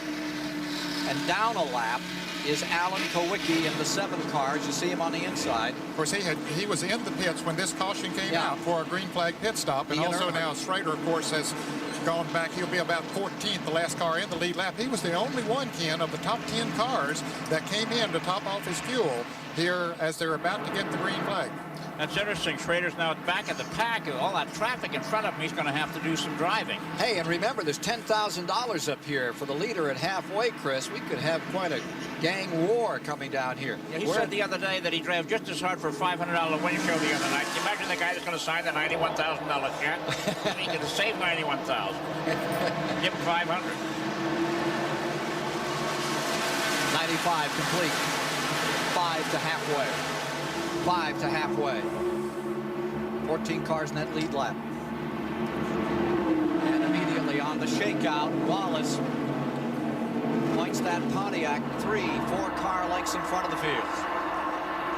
And Davey Allison has gradually been moving up, Ken. He has moved up to second after this round of pit stops. He was 3rd before them. But look at Schrader coming up through the pack. He's got the trickle on the inside. Now we'll find out what those adjustments have done to the cars. Which into the wall goes Sterling Marlin. He picks it up. Parts of. But you wonder how much damage he might have done, and he's slowing down. He's done some. Yeah, he's done some damage. That car's not driving as well as it was. He just got a little high in that turn in that big pack of traffic and got into the wall. And there's debris on the track from the car. I saw it flying off the car. Still no sign of caution. And Sterling Marlin was one of those drivers that I said at the top of the show might have a good shot, a long shot of winning this race today, but unfortunately, he's into the wall and some damage to his car. Wallace out in front. 7-8 car length interval. Back to Davey Allison in second. Let's take a look at it again and see just what did happen. You can see he's already sideways up there. He tried to pull it off. He evidently got into the loose stuff up there. Morgan Shepherd was right in front of him. The car broke loose. The back end did, and the back end got into the wall with him. From another angle, let's see. There's Morgan. He's already loose. Morgan was lucky not to get collected on that one, or several cars down a little further. Yeah, they were scrambling back there. There's a piece of metal down on the track. That's just out of turn 4. Here comes the field pounding down into 3 once again. Wallace in first. Allison right there. Kowicki trying to get a lap back. Look at this assault. No question, you can see a piece of debris. I think they're notified. They've got spotters all around the track, Ned. Well, yes, but apparently they have not been able to see it yet. Mark Martin going into 4th. Wicked piece of metal. It's like a piece of trim. That can cut a tire in a hurry. Wallace, as we come toward the halfway mark. High. Here's Sterling Marlin coming off of the wall. And let's see, there's that piece of metal that we have been seeing on the track as it flew off the car. No caution. 99 complete, 1 lap to go to halfway. Wallace first, Allison second, Elliott third, Mark Martin fourth, Gant fifth, Rick Wilson sixth. Safety man getting that piece of metal and getting it out of there. Yep, it was down on the inside of the track, out of the racing groove, so NASCAR apparently thought that there was no danger to the cars running full speed. Headed for 10 grand, Wallace. $10,000 lying here for Rusty Wallace. He can tickle that fourth turn, keep that advantage. Comes out gingerly right up to the wall. Halfway is down. Elliott in fourth, Mark Martin followed by Harry Gant. Here's Dave Despain. Darrell Bryant, the crew chief for Sterling Marlin, says they don't know how badly they've hurt that race car when they hit the wall up there. Their spotters, who are located high around the racetrack, are trying to visually inspect the car as it goes by at whatever speed it's running now, not far off race speed. And they're also communicating with Sterling on the radio. They've said that Sterling has not been able to tell them very much about how the car is driving. Let's go to the garage area and Mike Joy. Like Dick Trickle, Butch Miller is one of America's best short track racers, but he's had a tough time cracking the NASCAR market. And it's got to be tough to stand here while that race goes on without you. Oh, it's just awful, you know. We're really fortunate that we've got a brand new sponsor, Further the Loom. And, you know, we wanted to show them off, and instead, here we are in the garage area. Is it tougher to sell them than it is to keep them? We'll find out, huh? We'll find out. No, we're really proud to have the sponsorship, and, you know, we're looking forward to a long-term relationship with them. Well, let's hope there are better days than this. Broken axle put Butch out of the race. Schrader, 9th in the 25 and sliding back. There goes Mr. Excitement. Jimmy Spencer up around him on the outside. Spencer got on the NASCAR plane, went to Louisville, Kentucky to race last night, then had his number taken down. They took him out of the race and came back on that interesting situation. That is tough racing. Schrader coming into the pits. Yeah, Schrader down to the inside. He was running in 9th, and you saw him backing up a little. Apparently he has a tire going down. The crew is out on pit road ready to go to the right side. He thought he had a flat. I guess it looked like both of those tires were up, but sometimes with the interliners, it's hard to tell. That's the amazing thing. It's hard to believe that a driver with all the experience these fellas have can't tell which tire is the soft one. Well, they're changing all four. It's hard to tell because left, you know, that roll center just fool you like mad. And it also could have been a vibration, maybe a tire equalized, and that is very hard for the driver to tell. If a tire equalized, you get a tremendous vibration. Here he goes a lap down. Wallace by with Elliott in second, with Allison in second, and Elliott lying third. Away goes Schrader, 1 lap back. Hope they gave him a cup of strong coffee.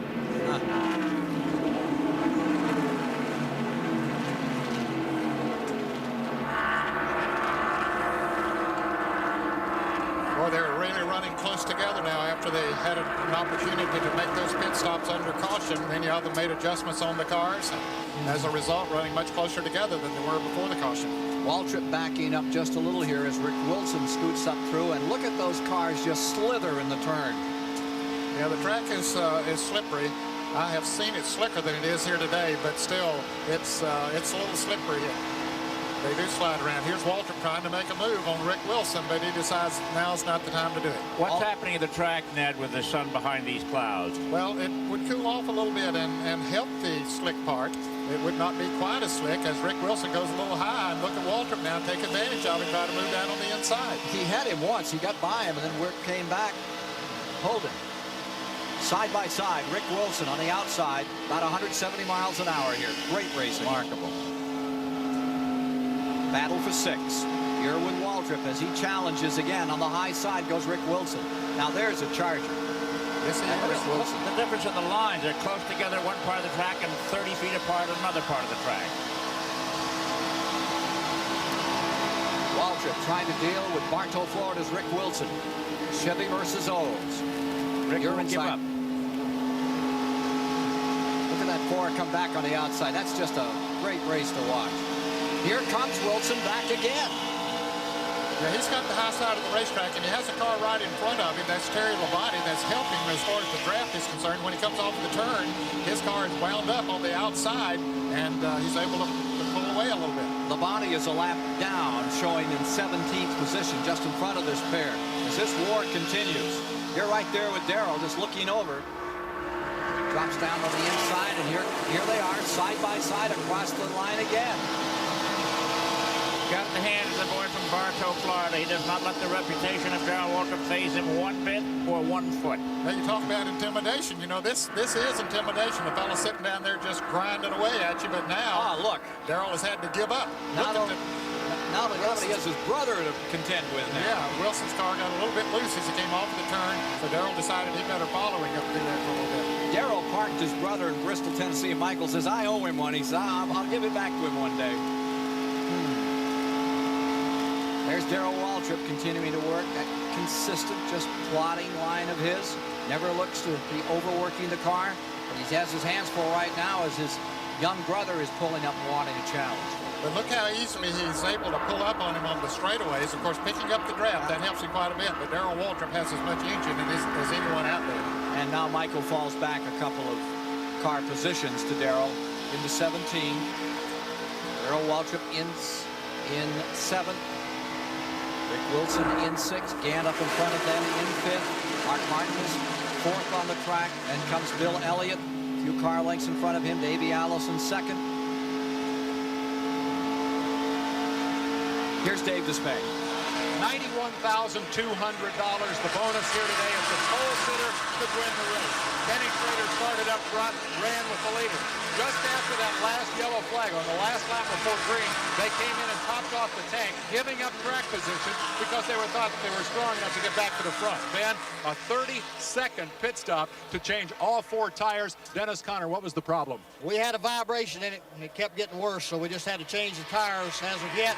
We're going to get them rebalanced to see if there was any problem there, or maybe it was a loose lug nut, one or the other. We fixed it when we changed the tires. Is he back to speed? You've been watching the watch pretty close. Yeah, he's running just a bit quicker than the leader is right now, but we've got a long way to go to catch back up. Is there enough time for you to catch up? Excuse me? Is there enough time for you to catch up?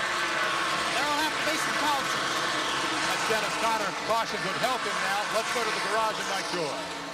Well, I'm back near the Bill Venturini garage. Carol Tortorisi is Bill's sister-in-law. Kathy, your sister is married to Bill. What was the reaction in your pit when you learned that car had smacked the wall? Well, the first about 3 minutes, it seemed longer, we had no contact. We had lost contact through the radios, and my sister kept calling Bill, answer me, talk to me. We had no news. None of the, Winston officials knew that it was him because when he smacked the wall, he came down so low that he was in the grass, so no one saw him. All they saw, they knew that there was a crash, but they didn't know what car number. So then when we did find out, my sister and I and Bill's father is here. We all walked down to the hospital, the infield hospital. They brought him in, and he has a neck brace on. He is conscious, but we don't know as of yet. Okay, thanks for speaking with us. The late report from Gene Haskett here at the Michigan International Speedway. He is conscious, he is talking, he is complaining of injuries, chest injuries, and is being taken by ambulance to the Macaulay Hospital in Ann Arbor. He's being taken right now over there, the helicopter directly across from us. We can see that they're just about ready to take him to Ann Arbor for further examination. Meanwhile, car number 27, Wallace, stays out in front. I tell you who's come alive in the last few laps is Jimmy Spencer in the number 88 car. He's passing car after car, just polished off Richard Petty. Whatever they did to that car during the pit stop has certainly improved its performance. Car number 27. Rusty Wallace stays in front, 111 laps complete. Interval continuing to build in Wallace's favor. There is the ambulance, the air ambulance, getting ready to take Bill Venturini to Ann Arbor. He's ready to take off. They've just loaded him into the air ambulance, and we'll get a further update on Venturini before we leave you today. Wallace stays first, Allison second, Elliott third, and we'll be back with more of CBS Sports coverage of the Michigan 400 after this message and a word from your local station. We've completed 115 laps. Here's the scene at Michigan International Speedway as the air ambulance lifts Bill Venturini out of the racing facility here and takes him to the McCauley Hospital in Ann Arbor, Michigan. Undetermined injuries, but he is conscious. He is talking. That's the latest report.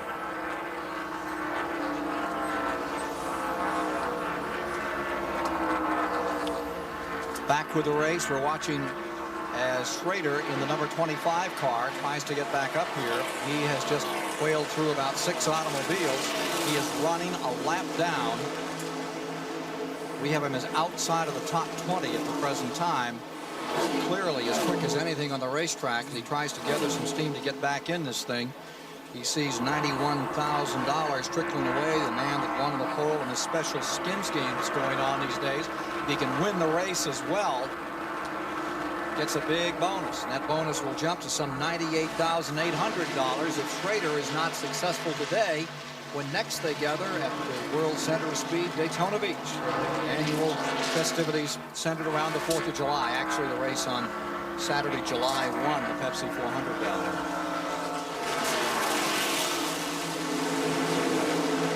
Wallace stays out in front. Here's Davey Allison, your second place racer, and just in front of him, number 7, Alan Kowicki, who is a lap down in 14th position. Kowicki back to Allison around this 2-mile track. Last year, Davey Allison won here in the August race, and he said handling the hot weather was the key to victory at Michigan. This racetrack for our race car seems to loosen up as the temperature goes up. Car stays a lot tighter when the air temperature is cooler or there's some cloud cover over. And each time the clouds would come over last year, we'd run a little bit faster, so we just tightened the car up when the sun came out, and we were able to continue at the same speed, and that helped us to win the race at the end. Davey Allison trying to do it again here at the Michigan International Speedway. You see Bill Elliott drawing ever closer, the number 9 car in 3rd position. Mark Martin lies 4th. Harry Gant is 5th. Rick Wilson stays in 6th. Darrell Waltrip is in 7th. And it's almost a replay of some events we've seen earlier this year. Here you are with Darrell Waltrip still encountering a stiff competition from car number 4, Rick Wilson. Wilson just hasn't backed off at all. He stayed right there with him, taking that slightly higher line. Kowicki slowing down. He was already a lap down as a result of getting caught in the pits when the caution came out on a routine pit stop, but now about to go farther down. This would certainly be an unscheduled pit stop for Alan Kowicki. He has the car down out of the way of the other traffic. Coming in rather slowly, Ken. Sounds like the engine is off here. Yeah. He's had such a tough season. Nice guy from Wisconsin. Won his first race a year ago, Phoenix, Arizona. In Winston Cup competition, he's going right behind the wall, so he'll be the 5th retiree from the 40 starters.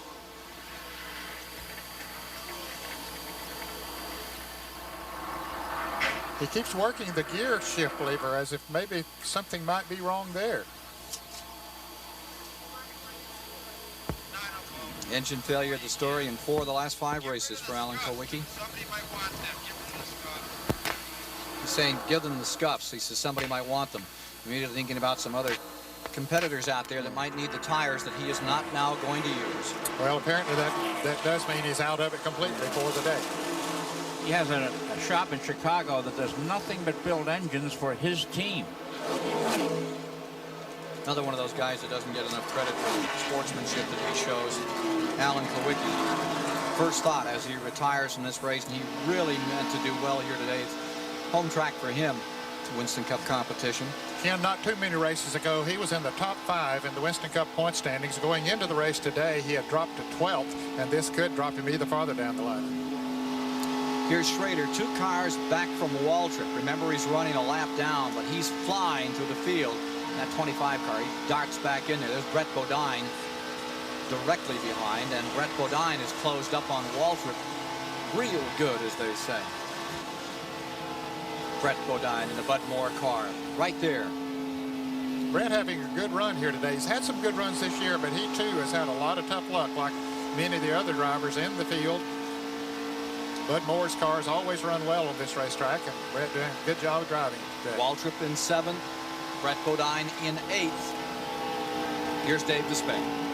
Well, Ken Squire, you call him Mr. Excitement. Buddy Baker calls the driver of number 88, Jimmy Spencer, the most promising young driver that he's ever seen, and he's put him in his race car. The Crisco Oldsmobile being piloted by Spencer in his first appearance here at this racetrack and only his 3rd Winston Cup race. The car was pushing earlier. He wanted to go toward the wall instead of turn the corner. They went a lap down.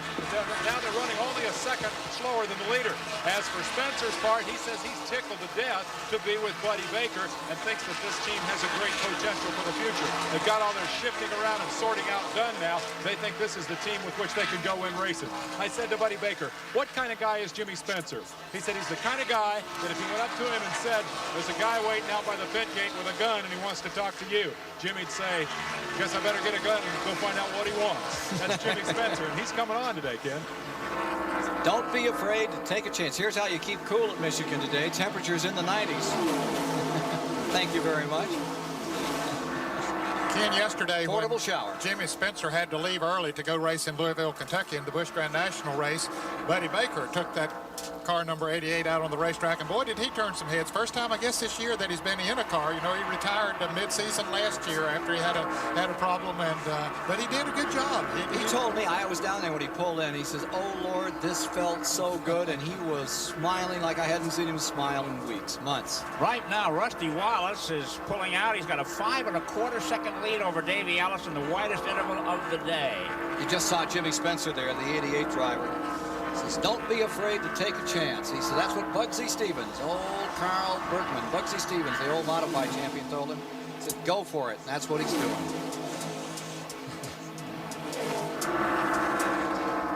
Here you see the number 88, formerly driven by Greg Sachs, and now the former modified champion of NASCAR out of Pennsylvania. Cut his teeth on tracks like Port Royal. Is Waltrip having trouble here? No, he's right there, but around him comes Bodine. Yeah, Brett Bodine has passed him since we saw him just a few laps ago, but he's hanging in there. I don't know if that car is working as good. Here's Schrader down on the inside of him, trying to make a pass, but Walter tried that on Rick Wilson for so long and was not able to use the inside to make a pass. Be interesting to see if Schrader can. Brett Bodine pulling up a spot. Look at Petty getting in here again. Richards having a great day. He's in 9th spot. He's up here in the lead lap. 127 of 200 laps complete. And look at Schrader dive to the inside. That car working so well down there. But you can see it slides up a little bit. Once he gets down there, he just can't make the pass. Petty giving him some room. There's Brett Bodine having an excellent run. Showing 7th. See Waltrip going high. Here's Schrader coming down on the inside. But he loses more RPMs when he goes down on the inside than those that stay up higher. They keep their RPMs up a little bit more, and you can see what happens then when they come off the turn and pulls away. Waltrip in that 8th position, giving us those pictures. In 9th is Richard Petty, and you're back in there again. Up front, Bill Elliott has moved by Davey Allison for 2nd place. He's 6.5 seconds behind leader Rusty Wallace. There's Wallace in 1st, and there you see that lengthy interval. Back to the 2nd place man. Now Davey Allison. Now Bill Elliott. They've swapped it back and forth. It is Elliott in 2nd. Davey Allison in the 3rd spot. Mark Martin in 4th. And Harry Gant right there in 5th, where he has been for some time. In fact, he just moved up to 4th. Here's Mike Joy. Ken, the tire war in NASCAR is over. Hoosier is gone, and Goodyear's the sole supplier, but we're back behind Mark Martin's pit. Look at all the tires, 44 of them, counting the tires on the race car. There are separate compounds for the left side and the right side, different rubber compounds, so that's 22 of each. And they're each marked with their circumference, 89.5, 88 3/8, 89.5, and that's why they need 11 sets, so that on pit stops they can match up the right tire circumference left to right. That's the stagger we spoke of earlier. Get the right combination on the car. $175 a piece times 11 sets, still a lot of money. Make a pretty good dent in anybody's weekend recreation activity, one of those tire bills. Sure will. Yes, sir. Boy, look at the battle we got going on here as they're in heavy traffic. They're in there door handle to door handle. This is tight racing. Waltrip so smooth coming out of turn 2 into the back straightaway. Kyle Petty directly in front of him. Earnhardt down on the inside there in the number 3 car, the black machine. Now, Petty and Earnhardt are a lap down. Kyle trying to pass Dale Earnhardt for position. And it looks like the high side of the racetrack, the groove has moved up, and it looks like the high side is the place to be now.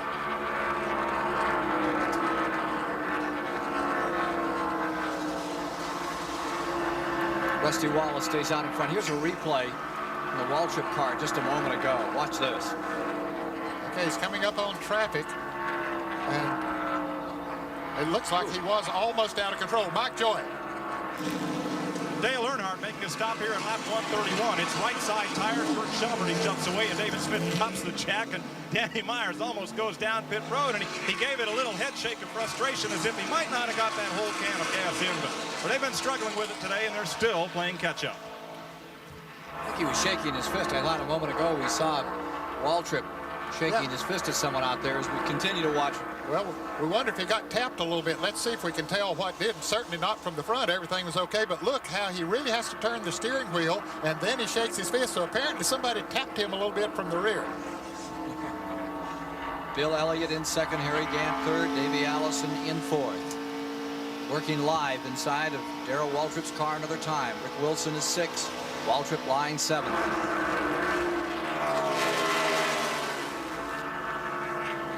Putting a lap on Neil Bonnet. Rusty Wallace. 133 laps complete of 200 here at the Michigan International Speedway.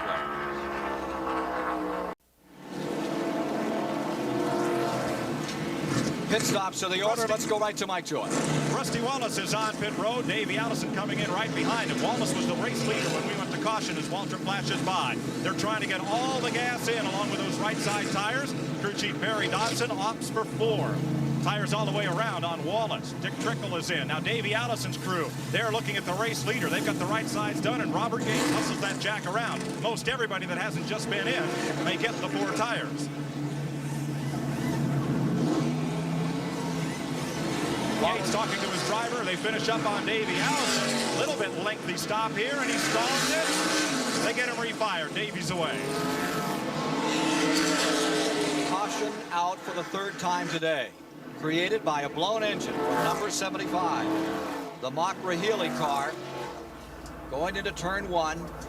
Watching from Darrell Waltrip's vantage point what happened to Morgan Shepherd just moments ago. And that Kyle Petty right in front of him. Kyle dips down to the inside, and you can see Morgan Shepherd's car, and he immediately takes it out of the groove up to the high side of the racetrack. Very smart move, getting the car out of the way of the oncoming traffic. Somebody left a tire out here on pit road. That's a no-no. 3rd caution of the day. Let's go to Dave Despain. Well, Morgan's misfortune was preceded by just a few laps by Alan Kulwicki's retirement to the garage area, and it's no consolation when you recognize what the problem is. It was familiar to you, wasn't it? Yeah, it's the same thing that happened to us last weekend in Pocono, and I don't really know what's causing it. You know, we're doing the same thing we've done the same way all year long, and they were new bolts and everything. Mike Joy. A little bit of smoke billows from both tailpipes out the left side of Davey Allison's car. Robert Yates is car owner, crew chief, and engine builder. They were first looking at spark plugs. Now they are going to change spark plugs on that car. That piece of metal is an insulator to keep the heat from the headers off the spark plug wires. They'll have to go in there and make sure first that the wires are on, because no electricity from the coil means no spark. If they are, they're fired up to the best they can. They don't have a spark plug wrench out, so they are reattaching those plates. We'll see what's next and talk to Robert when he's done.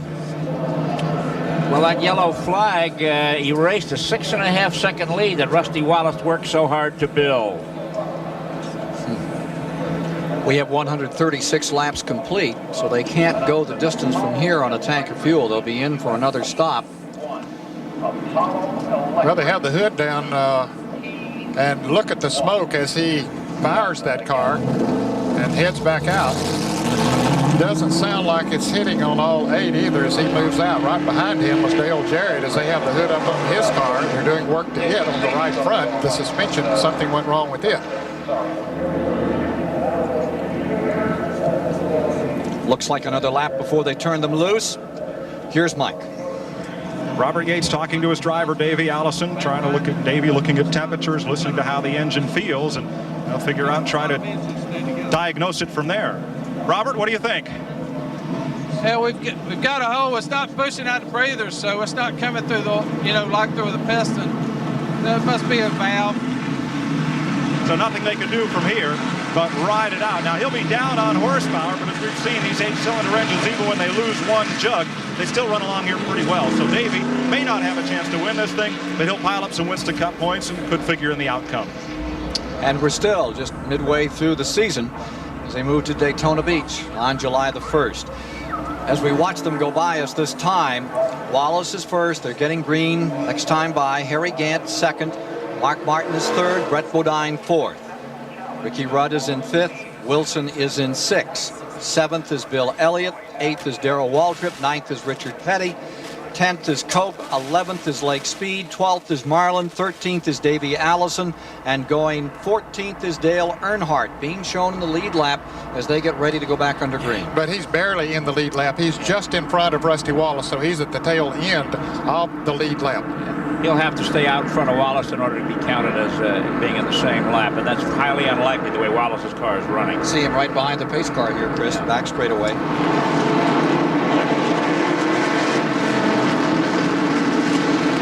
Yeah, Earnhardt is now two laps down. They're saying 2 laps down. He had made a green flag pit stop, remember, just not long before this caution came out. So he's not at the tail end of the lead lap. Sterling Marlin, we saw him get into the wall after the last restart, but he stayed out there, did not come in the pits. He slowed down for a little while, felt the car was okay, so he stayed out there. As a result, he's still in the lead lap. 137 laps complete. 138 when they come to the stripe this time, and they will go back to green. 200 laps the distance, and here is Wallace scooting out in front. Earnhardt on the inside. Bodine, many laps down, is also there in the bottom of your picture. Field rolls out beneath the starter stand into the first turn. Ken Schrader sneaking up the inside there and getting a few free passes on his way to try and getting a lap back. Well, at the moment, Wallace, as a year ago, is the class of the field. Here you see him pulling away from the rest of them in the back straightaway. Well, that car works so well in the turns, and you talk to every driver down there, and they say handling is one of the key factors here. Horsepower is very important, but you've got to be able to get through those turns and get off of the turns to be able to use that horsepower. Gant stays right there in second spot. Mark Martin in the number 6 car lies third. What's it like, Ned, when you're out there and some guy you respect is next to you on the left, but some guy you don't know anything about, and the newcomer's on your right? You're the sandwich. Certainly, you're a little bit more careful about that fellow that you don't know that much about, especially at the speeds they run here. Well, the field at only 40, they know most of these people pretty well. Mike Miller was new into this race, Venturini, but they'd seen him run. They knew him from some super speedways. You got Jimmy Spencer and Butch Miller and guys like that that are not familiar. They know that they by reputation. There's the 88. Right, that is Spencer down on the inside of Waltrip. Mr. Excitement. When he was a modified, he cut his teeth on dirt up there in the central Pennsylvania region. I said to him, I said, what do you like best? He said, I like it side by side. Here he is right there side by side with young Waltrip and with Darrell. See Mike Waltrip in the yellow and green, number 30 just in front. And there's the 88 dipping back to the inside. Doesn't look like 170-some miles an hour, does it? Spencer is aggressive. He is a cut like Earnhardt. Second place car, Gant in trouble. Slowing down, number 33, Harry Gant. Winner at Darlington earlier this season. Out of it. Was having an awfully good run here today. Richard Petty way down on the inside, making it 3 abreast down the front straightaway. You can see him in the middle of the screen there. Waltrip on the outside. Can they make it? Reminds me of Formula One. It's so different. Here's the 43 on the bottom of the racetrack. Yeah, they've had more lead changes halfway than they have in the whole season. That's right. Here's Mike Joy. Harry Gaddis coasted in, and they're struggling to get the hood pins loose and up on the Skull Oldsmobile. Have a look inside, and they are too taking. Oh, and it's fired up now, and flame as it backfires out through the tailpipe. So the car has either lost ignition time or cam timing to be doing that. They're going to close the hood slowly. Let's go to Dave Despain. We're in the Jack Roush team pits where Mark Martin is having a good run. He's third. He was in the middle of that mix with Harry Gant. This is a team that is long overdue to win. Jack Roush is a legend in road racing. He came stock car racing the beginning of last year. He said with a long, long list of mistakes that they had to get out of the way. The last one was leaving a lug nut loose at Sears Point, California, put the car on its top. But today they've got a shot at winning. Steve Meal is the team manager. Steve, how good a shot do you have at winning right now? I don't know. Rusty's awful stout, but our little Thunderbird goes real good on wore-out tires, so if this thing would stay green, we'd have a pretty good chance. But right now, Rusty Wallace is definitely the man. You're not racing for second spot, though. You're not. Nobody races place. You're not going to settle for it.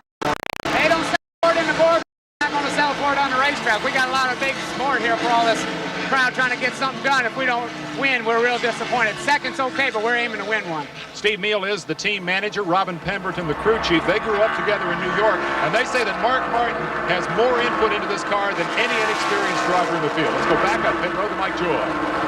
Harry Gant is talking to Leo Jackson on the radio, see if he can get this thing fired back up. The water temperature is only 200 degrees. Can't tell the oil pressure because he hasn't got it cranked. Well, they're going to give it one more shot here. Roll Harry back out to the pits, but he has not as yet tried to fire that engine, and the hood pins aren't in it, so I'll guess they're going to push him all the way back to the garage. Unfortunate day for the Jackson brothers again at car number 33. 4 wide of the turn there. This is some race we're seeing today. And here you are inside Darrell Waltrip's car as he continues to work on his own brother, Michael Waltrip. Running, I believe, a lap apart at the present time. Darrell showing in 8th position. Richard Petty is in 7th and number 43. Brett Bodine in 6th. Ricky Rudd showing up there in 5th. Rick Wilson is 4th. Bill Elliott is in 3rd. Mark Martin 2nd. Rusty Wallace setting a hot pace now. Has pulled out to a pretty good lead. Here comes Davey Allison very slowly another time across the start-finish line area and being lapped as they scoot down into turn number 1 by Wallace, the leader. Crowd staying up on this one as they jam this pack of cars down into the first turn. Here's Waltrip coming to the inside now, trying to move around Brett Bodine. That's for 6. Waltrip's car seems to be set up to run low on the track, whereas most others like it up higher. And look at Petty pushing that 43 ever forward. Marvelous run for Richard Petty, the 74 winner of this event. Waltrip trying to close in on Richard.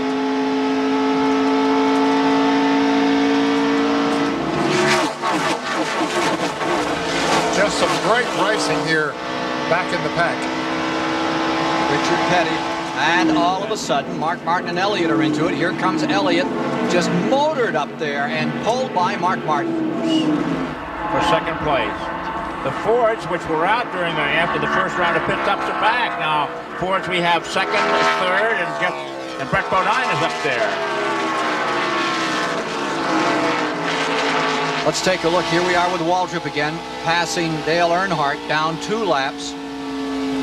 Time for Darrell Waltrip to really go to work here. But Earnhardt tries to come back on the inside. 147 of 200 laps complete.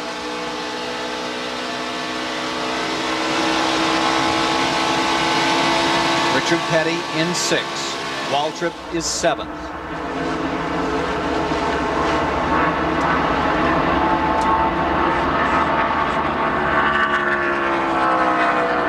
Dale Inman watching his cousin Richard having a great day. One of their best so far this year. Davey Allison retires, goes back to the garage area. And the rookie sensation, Hut Strickland, who was having such a good run here today, is on pit road with the hood up on his car, so he's losing a lot of time. See the interval from Wallace. First, Elliott 2nd, Martin 3rd. 148 laps complete. 3/4 of the distance complete with Rusty Wallace trying to make it back-to-back wins at Michigan International Speedway with Chris Economaki and Ned Jarrett topside. Mike Joy, Dave Despain in the pits. I'm Ken Squire, and CBS bringing you flag-to-flag coverage today of the 21st running of this $615,000 event. The interval A pretty lengthy one between Wallace and Elliott by the standards of Winston Cup Racing. Here is the number 9 car in second. Bodine is several laps down. There is your leader, Rusty Wallace, Pontiac, and there's the second place Ford, followed by Mark Martin third, Rick Wilson fourth, Rudd fifth, Richard Petty in sixth. Waltrip in seventh. Brett Bodine has fallen to eighth. Now here's Waltrip challenging Richard Petty. The scrap is for sixth position. They have been racing pretty hard for a number of laps. Petty has been trying to move up on Ricky Rudd, who is not too far in front of him. Rudd running in the fifth position. But Waltrip now, you can see the green car of Ricky Rudd right in front of Richard Petty there. But Waltrip still hasn't been able to do much with Petty. Here you see Ricky Rudd just in front of them. Remember, he came from 31st on the starting grid today. Had a bit of a problem in qualifying. He was one of those ones that got sucked into this first turn. He got a little sideways, and it cost him, but he's looking great today in that Kenny Bernstein car. Mike Joy. Petty pit here is upbeat. He's looking for his first top 10 finish of this racing season. Richard said the car's running fine, but the report from Darrell Waltrip is that Richard may be leaking a little bit of oil. He's reported that to NASCAR. But taking a look here at the pit where Richard's been, there's been no oil leaking from the race car, and they can't find any problem. Richard's in sixth, running for fifth, and if that number comes up on the board, what I want to see is those fans go up on the air when 43 pops on the board. Let's go to Dave Despain. Well, a good day for Richard, a short day for Hut Strickland. The car has just retired moments ago. Doug Richard, the crew chief, what's the problem? Well, it seemed like the clutch started slipping on us, and it got worse and worse, and it just got where the thing would not pull at all. 10 years ago, this guy came here as a green crew chief from California with a rookie driver named Dale Earnhardt and a new car owner named Rod Osterlund. Rod Osterlund is the owner of Hut Strickland's car. It's kind of a reunion for you guys. Are you going to repeat history and take Hut Strickland to the championship? Yeah, well, it's quite an honor to start back with Rod Osterlund, Roland Walotica, and Hut Strickland as a driver. The Heinz Ketchup Pontiac was performing real well today, and it's one of those ones you hate to let go, but you know, I hope people see that the Osterlund Motor Ventures does have the potential of running good, and we hope to, you know, have that for the rest of the year, which I feel no problem we should. Quickly, what's the timetable for this team? You see this being a championship contending team in a year, 2 years, what? Well, we're going to try to mold it together as a very competitive team. Once we become competitive, then I can take an outlook to see what the future will lie. Doug Richard with a rookie driver, but back home again with Osterlund Racing. Yeah. Meanwhile, good scrap going on. Number 83, that red and white car, Lake Speed, has just moved around the 15 car that's run in the middle as they go 3 deep into turn 1 of Brett Bodine. There you see the Bodine car, and he is falling back a bit. He was making a very good run. Lake just went by him. Here's Kyle Petty pulling up. Jimmy Means, blue, number 52 there, also in this large pack of cars. And there's the interval from Ricky Rudd back in 5th. Petty and Waltrip back to this gaggle of cars. Lake Speed in that 83 streaking away. He is in 8th spot and running a good, consistent race all afternoon. Yeah, Lake's having a good run here. In fact, he has run good in most of the races recently, Ken. He's had some problems in a few of them, but he has been very competitive. Looks like the largest crowd at Michigan International Speedway in history out for this 21st annual 400-mile Winston Cup contest. They move on next. July 1st, Daytona Beach for the Pepsi 400, then July 23rd, Pocono, and July 30th, we'll be with you for the Die Hard 500 at Talladega, Alabama. Lead continues to be Rusty Wallace, Bill Elliott in second. Can anyone stop Wallace today? We're going to find out very shortly. This Michigan 400 race summary is sponsored by Quaker State Motor Oil, where the big Q stands for quality. After 340 of 400 miles, it remains 5 leaders as Rusty Wallace has dominated. 8 lead changes, 138 mile an hour average, well off the record of 153.5 set by Wallace in winning this race in 1988. Here you see the cars that have fallen by the wayside. Number now up to 10 cars out of competition. Moments ago, third place runner Mark Martin on pit road. This was moments ago. He came in. They changed all 4 tires on that car. Apparently they don't know which one is giving trouble, so they had to do both sides. It cost him 31 7/100ths of a second to do that work, and he lost another lap, unfortunately. Mike Joy. Well, Steve Emile and Robert Pemberton, the crew chief, they are, you can see, disgusted. Mark Martin has 2 second-place finishes here this year. They've had 2 almost, and man, another tough day when it looks like you had one in sight. Cut tire? Well, we know we didn't have a whole lot for Rusty today. He's awful stout, but we were a good second or third place car, and the point standings thing was looking real good, but it's not over yet. A long way to go, and anything can happen, as you just saw. Well, the best thing is you can now go the distance without another stop. 41 laps? Yeah, everybody has to stop, but they'll stop with like 15 or 18 to go and probably just get fuel, so they'll be gone. They'll beat us by 15 seconds still. So it hurt us, but, you know, one of them deals. Thanks, Mike. Bill Venturini has been admitted to the hospital in Ann Arbor where they're saying it's temporary serious, and he's being examined at this time. On the leaderboard, Wallace first, Elliott second, Rick Wilson to third. Waltrip has moved around Richard Petty. Therefore, we would have Rudd fourth, Waltrip fifth, Richard Petty sixth. For just a moment, we saw Richard Petty up on the leaderboard in the top 5. Yeah, now Darrell Waltrip has moved around Ricky Rudd and has moved into the 4th place. Yeah, Petty was running 5th there, but now trying to take over the 5th position from Ricky Rudd, as we can see out the rear window of Darrell Waltrip. The story right now is Bill Elliott is chipping away at Rusty Wallace's lead. It was 3 seconds, now it's down to 2.17, and he's closing lap after lap. We're going to have a battle for the lead in about 6 laps. There you see the top 14 after 155 laps.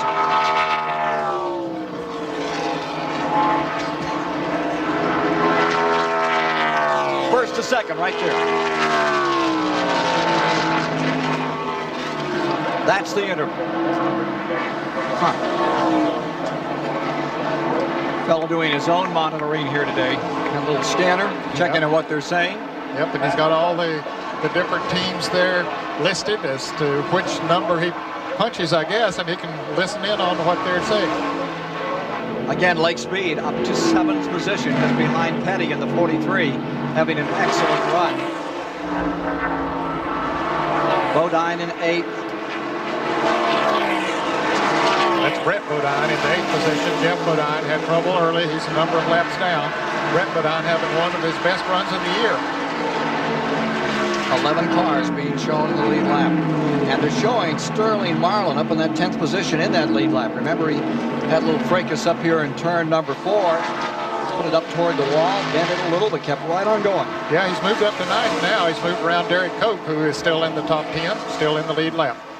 Well, they must have given Rusty Wallace the word that Elliott was closing, because it was 2.17 seconds 2 laps ago. Then it opened up to 2.25, and now 2.38 seconds, the interval between first and second as they cross the line this time. It would be interesting to know what the call is to Rusty Wallace and that Raymond Beetle crew, Barry Dobson and company down there. They may have told him to put the spurs in it. He doesn't have to be reminded too often, though. But I would imagine they have told him not to run this car overly hard if he doesn't need to out here today. This is such a difficult track. It looks so easy, this D-shaped thing, but it is so tricky. Well, sometimes when you get out there in a position by yourself, like Rusty is, you can sort of get lulled into a particular lap time frame and maybe not be pushing the car as hard. He certainly doesn't want to take any chances as he laps Neil Bonnet, who Neil has a cylinder lost, but he'll drive very carefully. Let's go to Mike Joy in the pits. Well, let's answer that question of yours upstairs. Harold Elliott, with Bill Elliott coming on, did you give Rusty a speed-up signal? Yeah, we did. He started catching us a little bit quicker than we thought, so we had to go ahead and speed up. We were trying to conserve a little fuel, but I took a look, and Bill's getting the same identical mileage as we have, so he's probably going to pit on the same lap that we will for about 7.5 gallons, and that's going to be the end of it there. Now, these Elliots aren't related. Will you be coming in any earlier than if you'd let him ride a bit and wait for maybe a caution? Probably would. Maybe a lap just to be on the safe side, but since he's coming on as quick as he is, he's going to have to stretch it about 1 lap farther than we need to, so we won't have to stay on pit road as long. I'll look for the stop at lap 183 or 184 here in the Wallace pit. Dave Despain.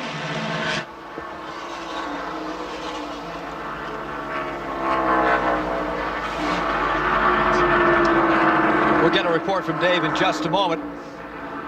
We're watching as this man, Rusty Wallace, continues to try to work on a bit of a cushion over Bill Elliott in the number 9 Ford. Elliott is trying to secure his best finishing position of 1989. He's at a third, looking for a second or better here today, and there you see him, ready to put another lap on Eddie Bierschwale.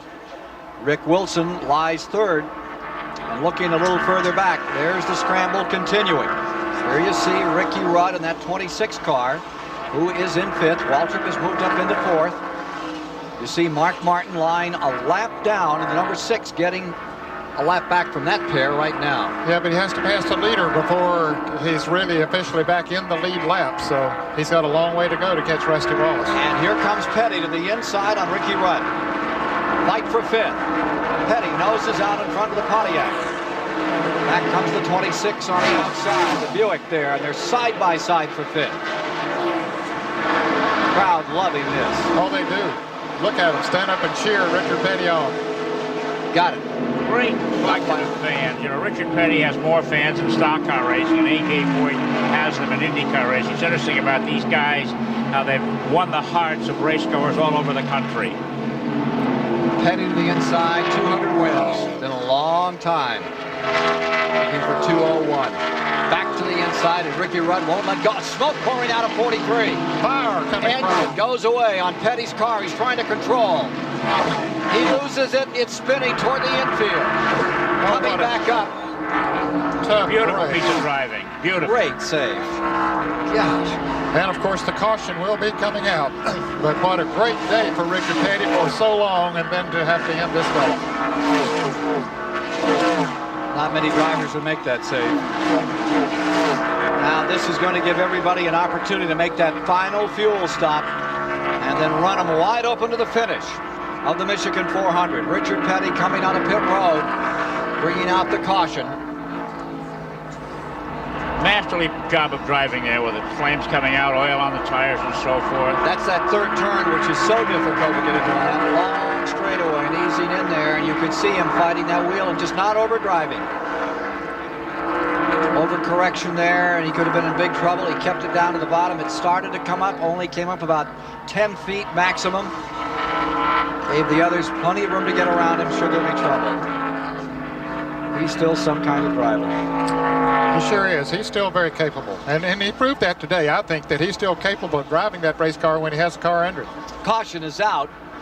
Yellow is on the track. It is the 4th caution of the day after the engine expires in Richard Petty's car after he just planked it in the 5th position, and a great dice with Ricky Rudd. Let's see it again. Well, he's down on the inside of Ricky Rudd. Looked like he had him passed that time, Ken, but just as he let off the gas, the engine let go, apparently. You can see it inside the left front wheel. Something down there in the lower left front corner of the engine caught fire to begin with. Of course, that's, it looks like an oil fire, so when the engine let go, the oil was coming out, and it caught fire, and he spun it around, kept it down on the inside of the racetrack. Little break there. Did a great job. Well, Richard Petty brings out the 4th caution of the afternoon. It will allow all these cars, 9 of them, to gang up for a run to the finish with 172 of the 200 laps now complete. Wallace, Elliott, Wilson, Waltrip, Rudd, Speed, Brett Bodine, Sterling Marlin, and Derek Cope having an outstanding day. I'll have a shot at it now as we get down to the finish of this 21st annual Michigan 400. Pits are open. We have 1 car left on the track. Here's Mike Joy. Here's the race leader, Rusty Wallace, and defending champion of the Michigan 400, right side tires. And as yet, no gas. Now the gas man comes over. A little bit leisurely there. He wanted to make sure that tire changer was in position. Right sides are down, and they want all 4 tires. They'll need about a can and a half of gas to go the 28 lap. They've been noodling this out, which set of tires to put on the car. Rusty revving the engine. Drill is clean. He's away. And here's Bill Elliott coming out after his pit stop, so Wallace will maintain that track position. Waltrip away. Notice how those crews on pit road are tired these days after the fire that Richard Petty had. They're being so conscious of safety on pit road with these massive pit stops. And of course, the fire you're talking about with Richard Petty was at Atlanta back in March of this year when one of his crew members was burned. Mike Waltrip still in there. The car that stayed on the track and picked up 5 points was Eddie Bierschwale. Well, no, he what did. the heck? No, he was not leading the race. So even though he's the first car behind the only caution car out there. Well, yeah, he's still not leading the race. Yeah, though. That's right. He's go. Yeah. Want to impress the sponsor. Here's Mike. Barry Dodson's the crew chief on this Rusty Wallace car. I thought my stopwatch broke. I couldn't believe the time on that stop. Well, it's the least we can do. You know, he's driving his heart out. Kodiak, Pontiac, that's the least we can do for him. They said it was a 20.65 and it was time to do it. There is a lot of pressure on you guys when you're first in the pits to be first out of the pits. It certainly is. You can race the 100 miles nowadays, the level of competition we got, not pass anybody. If we can pass 5 or 6 on pit road, we need to do it. Great job. I don't mind. You're out of breath. Let's go up pit road to Davis Bain. Pitted his car. Bill Elliott has come in for service and 4 tires. First of all, you were catching him before the pit stop. Were you the stronger car? No, I don't think so. I think we were doing good to hold our own, but we felt like with 4 new tires that we had a good chance to catch him and pace him, and we're kind of hoping we'd have a good enough stop to get him out in front, but just didn't make it. Didn't quite win the drag race out onto the racetrack. Question now is, can you drive around him on the racetrack? That's it. That's not an answer, yes or no? I don't know. We're just going to have to wait and see. It'll be 9 and 27, shooting it out here in Michigan. With 14 wins, if he pulls it off today, it would be Wallace. In his effort for Bill Elliott today, if he can do it, it would be win number 30. And Pontiac up in front. Pontiac going through a wholesale change in how they're going to put teams out, we understand, for next year, Chris. And it's only going to be 4 that get factory support, and who those 4 are is a source of great concern among us. 14 Pontiacs in the race here today. Backstretch, lining up, getting set for the restart. Get green this time by Wallace, Elliott, Waltrip, 1, 2, 3. And here comes Waltrip again, Ned. It'll be 25 exciting laps. Now we'll know if Waltrip has been holding anything back. He's that kind of a driver. He just sits there and rides, stays up in the lead lap, keeps himself in the top 10, then eventually moves up to the top 5, and, well, we'll see. Well, if he does what he says he's going to do, he's going to start racing now. He's just been driving all day. Pontiac, Ford, Chevrolet, Oldsmobile, and Buick, top 5, Chris. Here's the 27. All those executives from Detroit are sitting here looking at one another, wondering just who's going to go home and celebrate. Mark Martin lap down inside. Coming for the green, and a great jump by Wallace, and Waltrip up on the outside makes a run on number 9 Elliott. Darrell Waltrip is awake, I'll tell you that. He's into second. Here's Mark Martin just in front of him. Well, here comes Elliott back down on the inside. Waltrip couldn't hold him. Corner is so wide, if you can get it to stick in there, you can go through. I think it's the gearing we talked about earlier in Elliott's car. Look at Bill Elliott go down on the inside trying to make it 3 abreast. He decided not to do it that time around as he runs up on the 2 lap cars of Kenny Schrader and Mark Martin. Elliott just didn't have anywhere to go. Mark Martin has been in 10th. Schrader is in 11th. They're swapping positions a lap back. And on the inside, here's Elliott for second place. Waltrip with him in 3rd. Look at Waltrip decides to follow Elliott rather than someone else. He crossed the track to get down there directly behind him. Yeah, it's a good smart move on his part. Now Mark Martin, boy, he got close to Darrell Waltrip there as he tried to move up on the outside. Here's Schrader, and that's 4th position as he and Mark Martin battle there side by side because each of them are a lap down. And they're battling for 10th. That's for 10th, 25, and the number 6 car, Chevrolet against Ford. Up in front, there you see Wallace. Elliott looks like he's reeling him in here. Yeah, he might be. And it's time to. If he has anything left, it's time to show it. He definitely is. He's moving up on Rusty Wallace. 177 complete of 200. Look how close he has come to it. Bill Elliott with fire in his eyes won that first victory of 1989. He's tired of people asking him every week, what's wrong? Did you think anything was wrong? Well, yeah. Starting the season when we saw him in Daytona with the broken wrist, that got his whole program off kilter, and then they've had a tough time figuring this 1989 T-Bird out, but I think they have now. Certainly it's shown here today that they're very close. A lot of naysayers of old out there right now. I just think he's a very smooth, very good driver, and it was just a matter of getting this team back together again, and we may see it happen right here today as he closes in. Now he goes, he did an inside-outside maneuver. Now Wallace going high. That may be what look at Elliott wants. The racetrack. They're both throwing the dummy out here, taking the high side, taking the low side. This is Saturday night someplace in Rusty Wallace's style right now. Elliott closes in again. A thought from you, Dave Despain? This looks very much like the Bill Elliott of old, Ken, but it's not the Bill Elliott I talked to this morning. I don't think I've ever seen the Winston Cup champion more demoralized. We'll get back to Dave in a moment. Having a little problem there. Here it is. Here's the pass. Maybe. Got it. Elliott down to the bottom. Here comes Wallace right back again. Middle of the corner. Pontiac gets his boot in it, does Wallace. He moves around the outside. They both smoked the tires a little. Yeah, I think Rusty just drove it in a little bit deeper into that turn than did Bill Elliott and regained the lead. So Bill's going to have to set him up again. He knows now where he can make the pass. Okay, man, what's it going to be? A man winning this race or a car winning this race? Well, I don't know. This car's look very equal right now, and so I think it's going to be the driver. 180 complete, 10 to go, and here comes Elliott back on the inside. Well, he really beats him off of turn 4, and that's an important place on the racetrack. To beat someone, just 20 laps to go, and Elliott has taken the lead now. Looks like he might be able to hold it through 1 and 2 this time.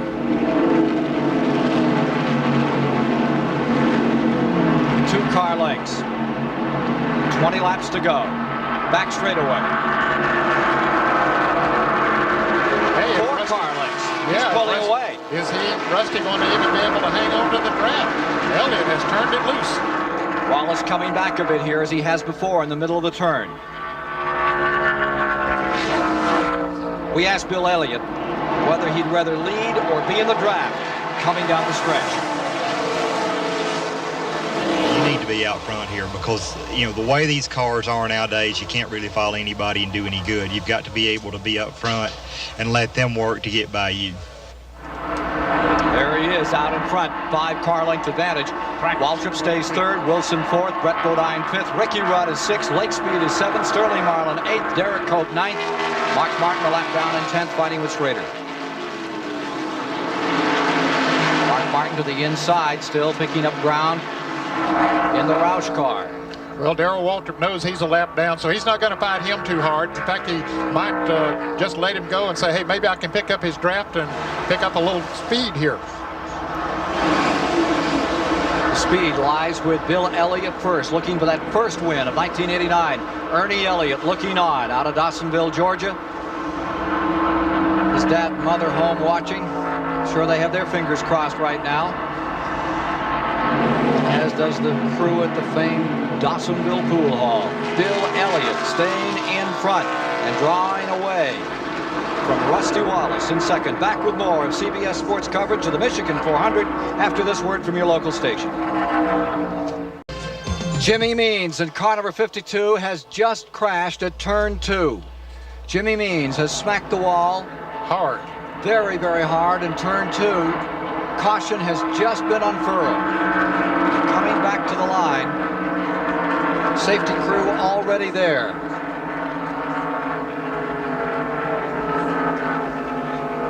Former Alabama fellow, now living in North Carolina. One of the best liked of the what they call independents. Coming back to the line. Yellow is out.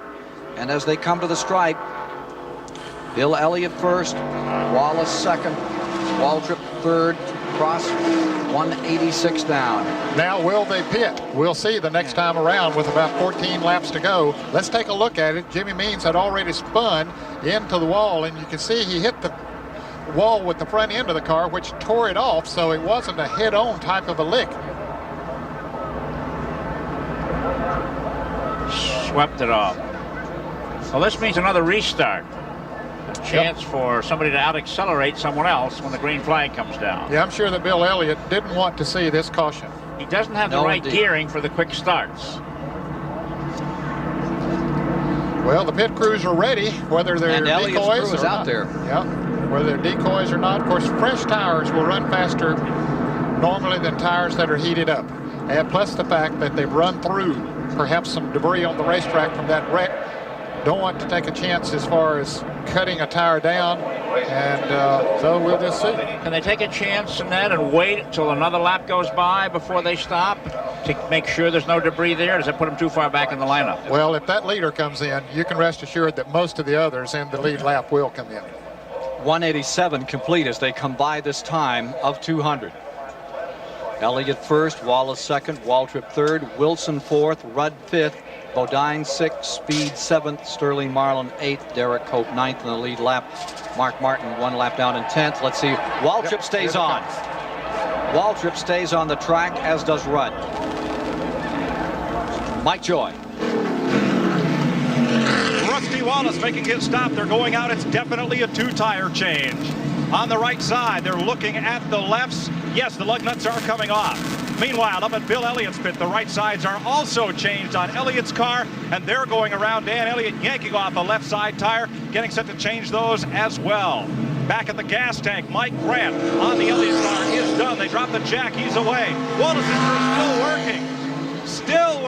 They're finishing up the left side lug nut, and everybody else in the lead lap is gone. Bad stop for Rusty Wallace. Unusual for that team to have a bad stop. They had such a terrific pit stop on the last one, but a little bit slower this time. That's going to cost him. And the Elliots had a great pit stop, Chris. They did. See the 25 car back out, Schrader.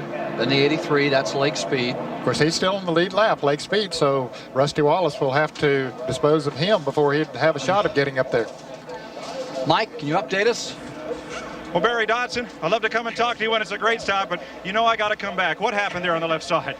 I missed a peg. I was concerned about him not getting stopped on the right.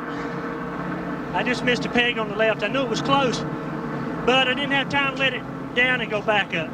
Okay, now Barry's the jack man, and that peg hangs down from the frame, and that's where he puts the jack to be able to lift the car up in the air, and when you miss it, well, then you got to go back for it, and those guys are already trying to yank the wheels off it. So a costly stop for Rusty Wallace. We'll see if he can make some of that up. It'd be interesting if we could find out what Jeff Hammond has to say about Darrell Waltrip's strategy and not coming in. Well, I'll tell you, it might not be bad strategy. How many laps we got here? About 12 or 13 laps to go, and 2 or 3 cleanup laps. Yep. And so, and his car is running good, but not as good as those two that were up in front of him. And he said, hey, they got to pass me before they can win this thing. So I don't know. I think it's pretty smart strategy. Waiting for a report on Jimmy Means' car picked up, being brought in after this incident in turn 2. They're giving them 1 lap to go, Ken. Brought out the 5th caution of the day. Happened at lap 186. So the field bunches up. We get set for a start.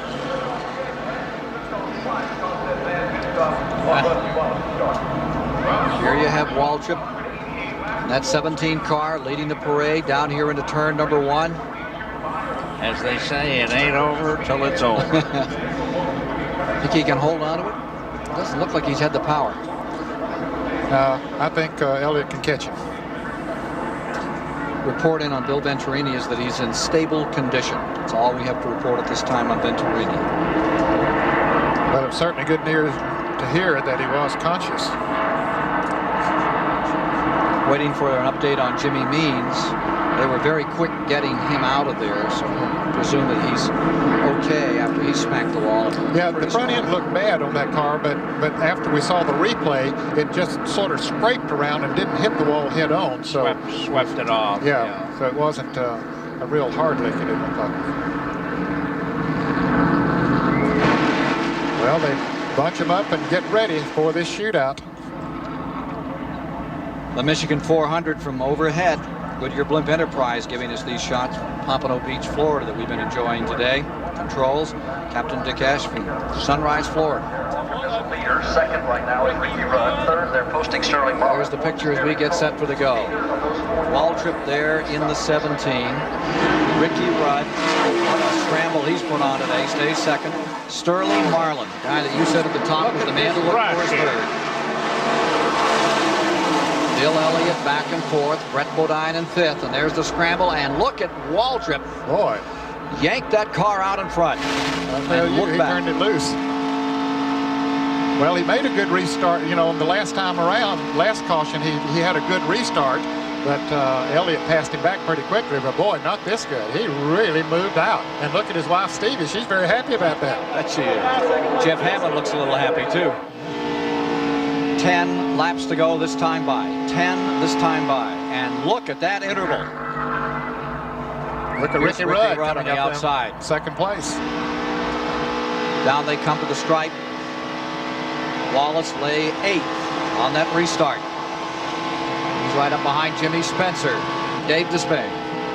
For all the optimism of which we spoke in Bill Elliott terms earlier in this race, when I talked to Bill Elliott this morning, he was a disconsolate champion.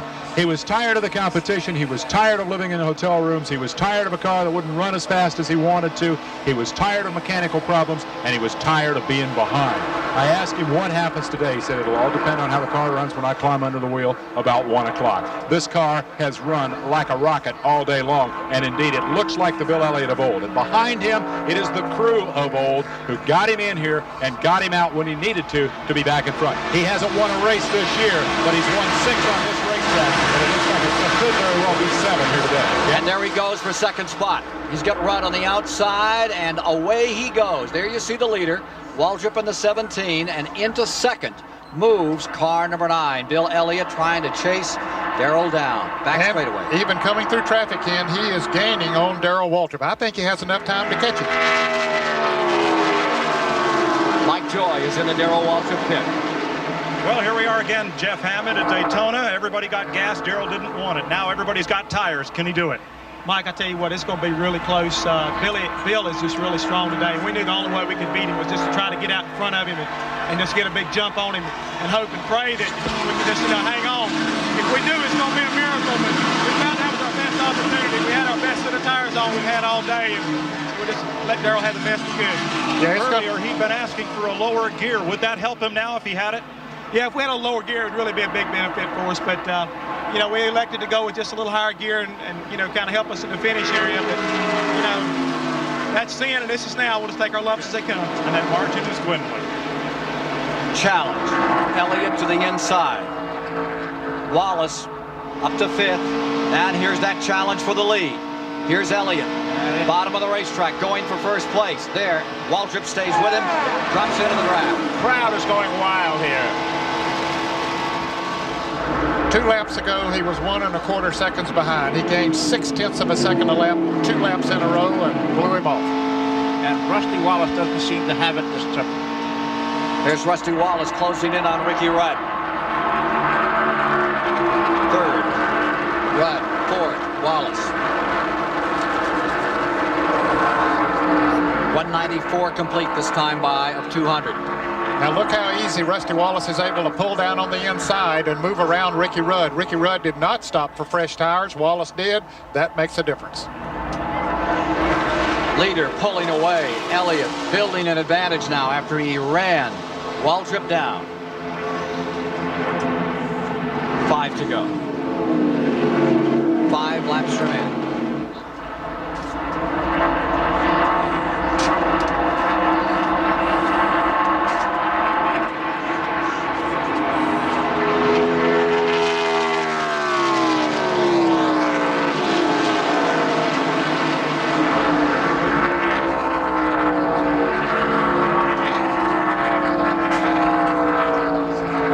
To go this time by. Right.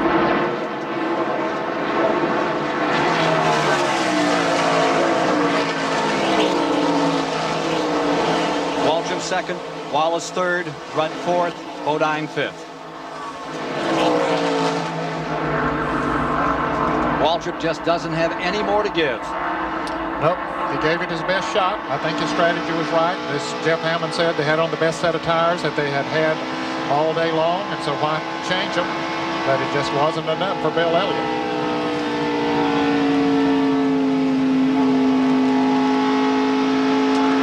Here you are with Dale Earnhardt, number 3 car. Not a good day. Recorded in the 16th position, 2 laps down. Elliott's leaving the field at 1/4 of a second a lap. Just marching off. is Bill Elliott from Dawsonville, Georgia, to his 4th win here in the Michigan 400. Going for win number 30. And Rusty Wallace closing in on Darrell Waltrip. Ford in front. Chevrolet second, Pontiac third as we get down to the end of this one. What a run by Bill Elliott. His crew standing by. A long season for them since Daytona, that heartbreaking crash in practice. Here is Wallace closing in. 197 complete.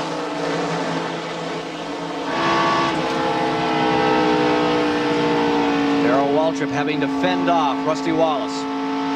Plenty of room in these big corners. You're in the corners so long in this racetrack. Rusty looked inside, decided that was not the time to try to make a move. So he goes down the backstretch, into turn 3, and let's see if he dips down on the inside again. Yep, here he comes. Second place. Wallace, look at Waltrip, give him room. There it goes.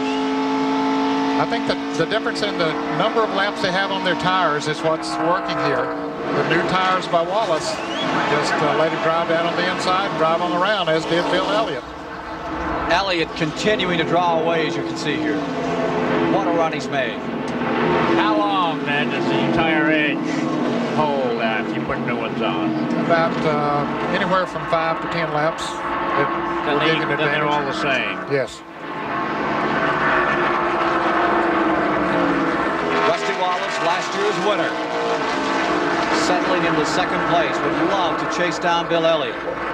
Time is not there, and Elliott seems to have the power right now going with him. Back to the line. White flag is out. One remaining.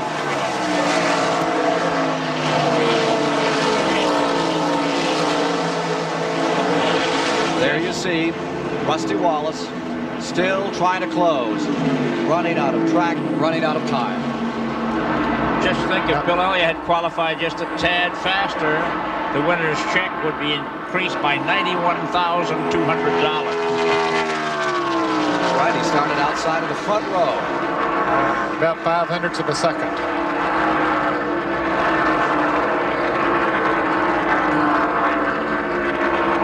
Coming out of 4.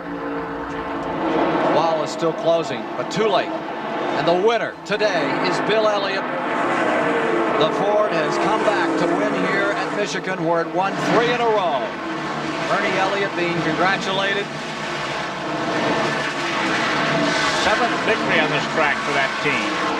2 2/100ths of a second the advantage. So Bill Elliott's pulled it off. Rusty Wallace coming up to congratulate him after a tremendous run here at Michigan. You'll meet the winner of the 21st Michigan 400 in a moment. Just a few miles from Michigan International Speedway is an Air and Space Museum. And Bill Elliott, you and this car maybe ought to be in it. What a day. I'll tell you what, Rusty ran so good all day long. And I didn't think I could beat him there. One time he really got hooked up, run on, and my car wasn't exactly right there. And then later on in the race, looked like he got a little bit loose, and I got closer to him. And I was able to catch him and pace him there because he got too loose. And then that pit stop, they got a lot of cars between us, and that really helped me out. What were you thinking on that last restart? Darrell Waltrip just took off, and there you were, smack in midfield. Well, all I could do is just fight it out the best I could. I knew the car would come up through there good because it's been doing it all day. We had trouble with the jack one time earlier, and man, I just come back up through there awful good because a couple of cars that really ran good, and then a bunch of cars fell out too. 84, 86, and now 89. You came here looking for your first win of the season, and gosh almighty, here you are. Back again, it feels good. Great run today, congratulations. Let's go to Dave Despain, he's in the garage area. Well, points are points, I guess. Darrell Waltrip racing for that championship. Third's a whole lot better than where you were last week. Well, we just had 2 bad weeks, but I want to praise the Lord for a good day, and I knew we'd bounce back. We just had some rotten luck a couple of weeks in a row with a car that was capable of winning both those races. So today, we gambled a little bit at the end. I thought it was the right thing to do, and it almost paid off. And next time we come back here with Illumina, I can promise you we'll be a lot better. I had heard some talk on the radio that you might be looking for a little lower gear today. Could you have geared the car differently and done better with it? Yeah, we pulled too high gear, and it was killing me off corner. And that's where I was getting beat at a lot. From the middle out, I just could not, I didn't have the power there I needed, and it was my fault. I picked the gear and Jeff and everybody agreed, but it just turned out the pace was a little slower than we thought it was going to be, and it hurt us. The good news for you guys is Earnhardt this time had the bad luck and finished a couple of laps down. My question to you, when you were winning those championships, you were the guy who was always consistent, didn't necessarily win all the races, but were always consistent. This year, you've won more races than anybody else. The consistency seems to be not there. Can you get that in the second half? Well, other than the 2 or 3 bad races, which everybody's had 2 or 3 bad races, it's been better than it was in 87 or 88. So we know that, and that's what we worked on this year to try to get the car to run all day and win races too. We feel like we're there. We're just having some things go wrong that we can't control right now. We get that corrected, the second half of the year will be ours. Don't think for a minute he's not a championship contender. That's Darrell Waltrip, third today. Back to you, Ken Squire. Let's take a look at the top 10 here today, averaging 139 miles an hour. The winner is Bill Elliott by 2 9/10 of a second over Rusty Wallace in second, Waltrip in third, Ricky Rudd, and Brett Bodine. 9 cars in that lead lap. Kyle Petty finishing in 10th. 1 lap down, Derek Cope with a great run for 9th position today for the Spanaway Washington campaigner, and Rick Wilson had a great day coming home in that 6th spot. Lake Speed up to 7th. Again, we had 9 cars in the lead when it was over. 12 changes among 5 drivers. 28 cars were running at the finish after 5 caution periods of 23 laps. Back in a moment.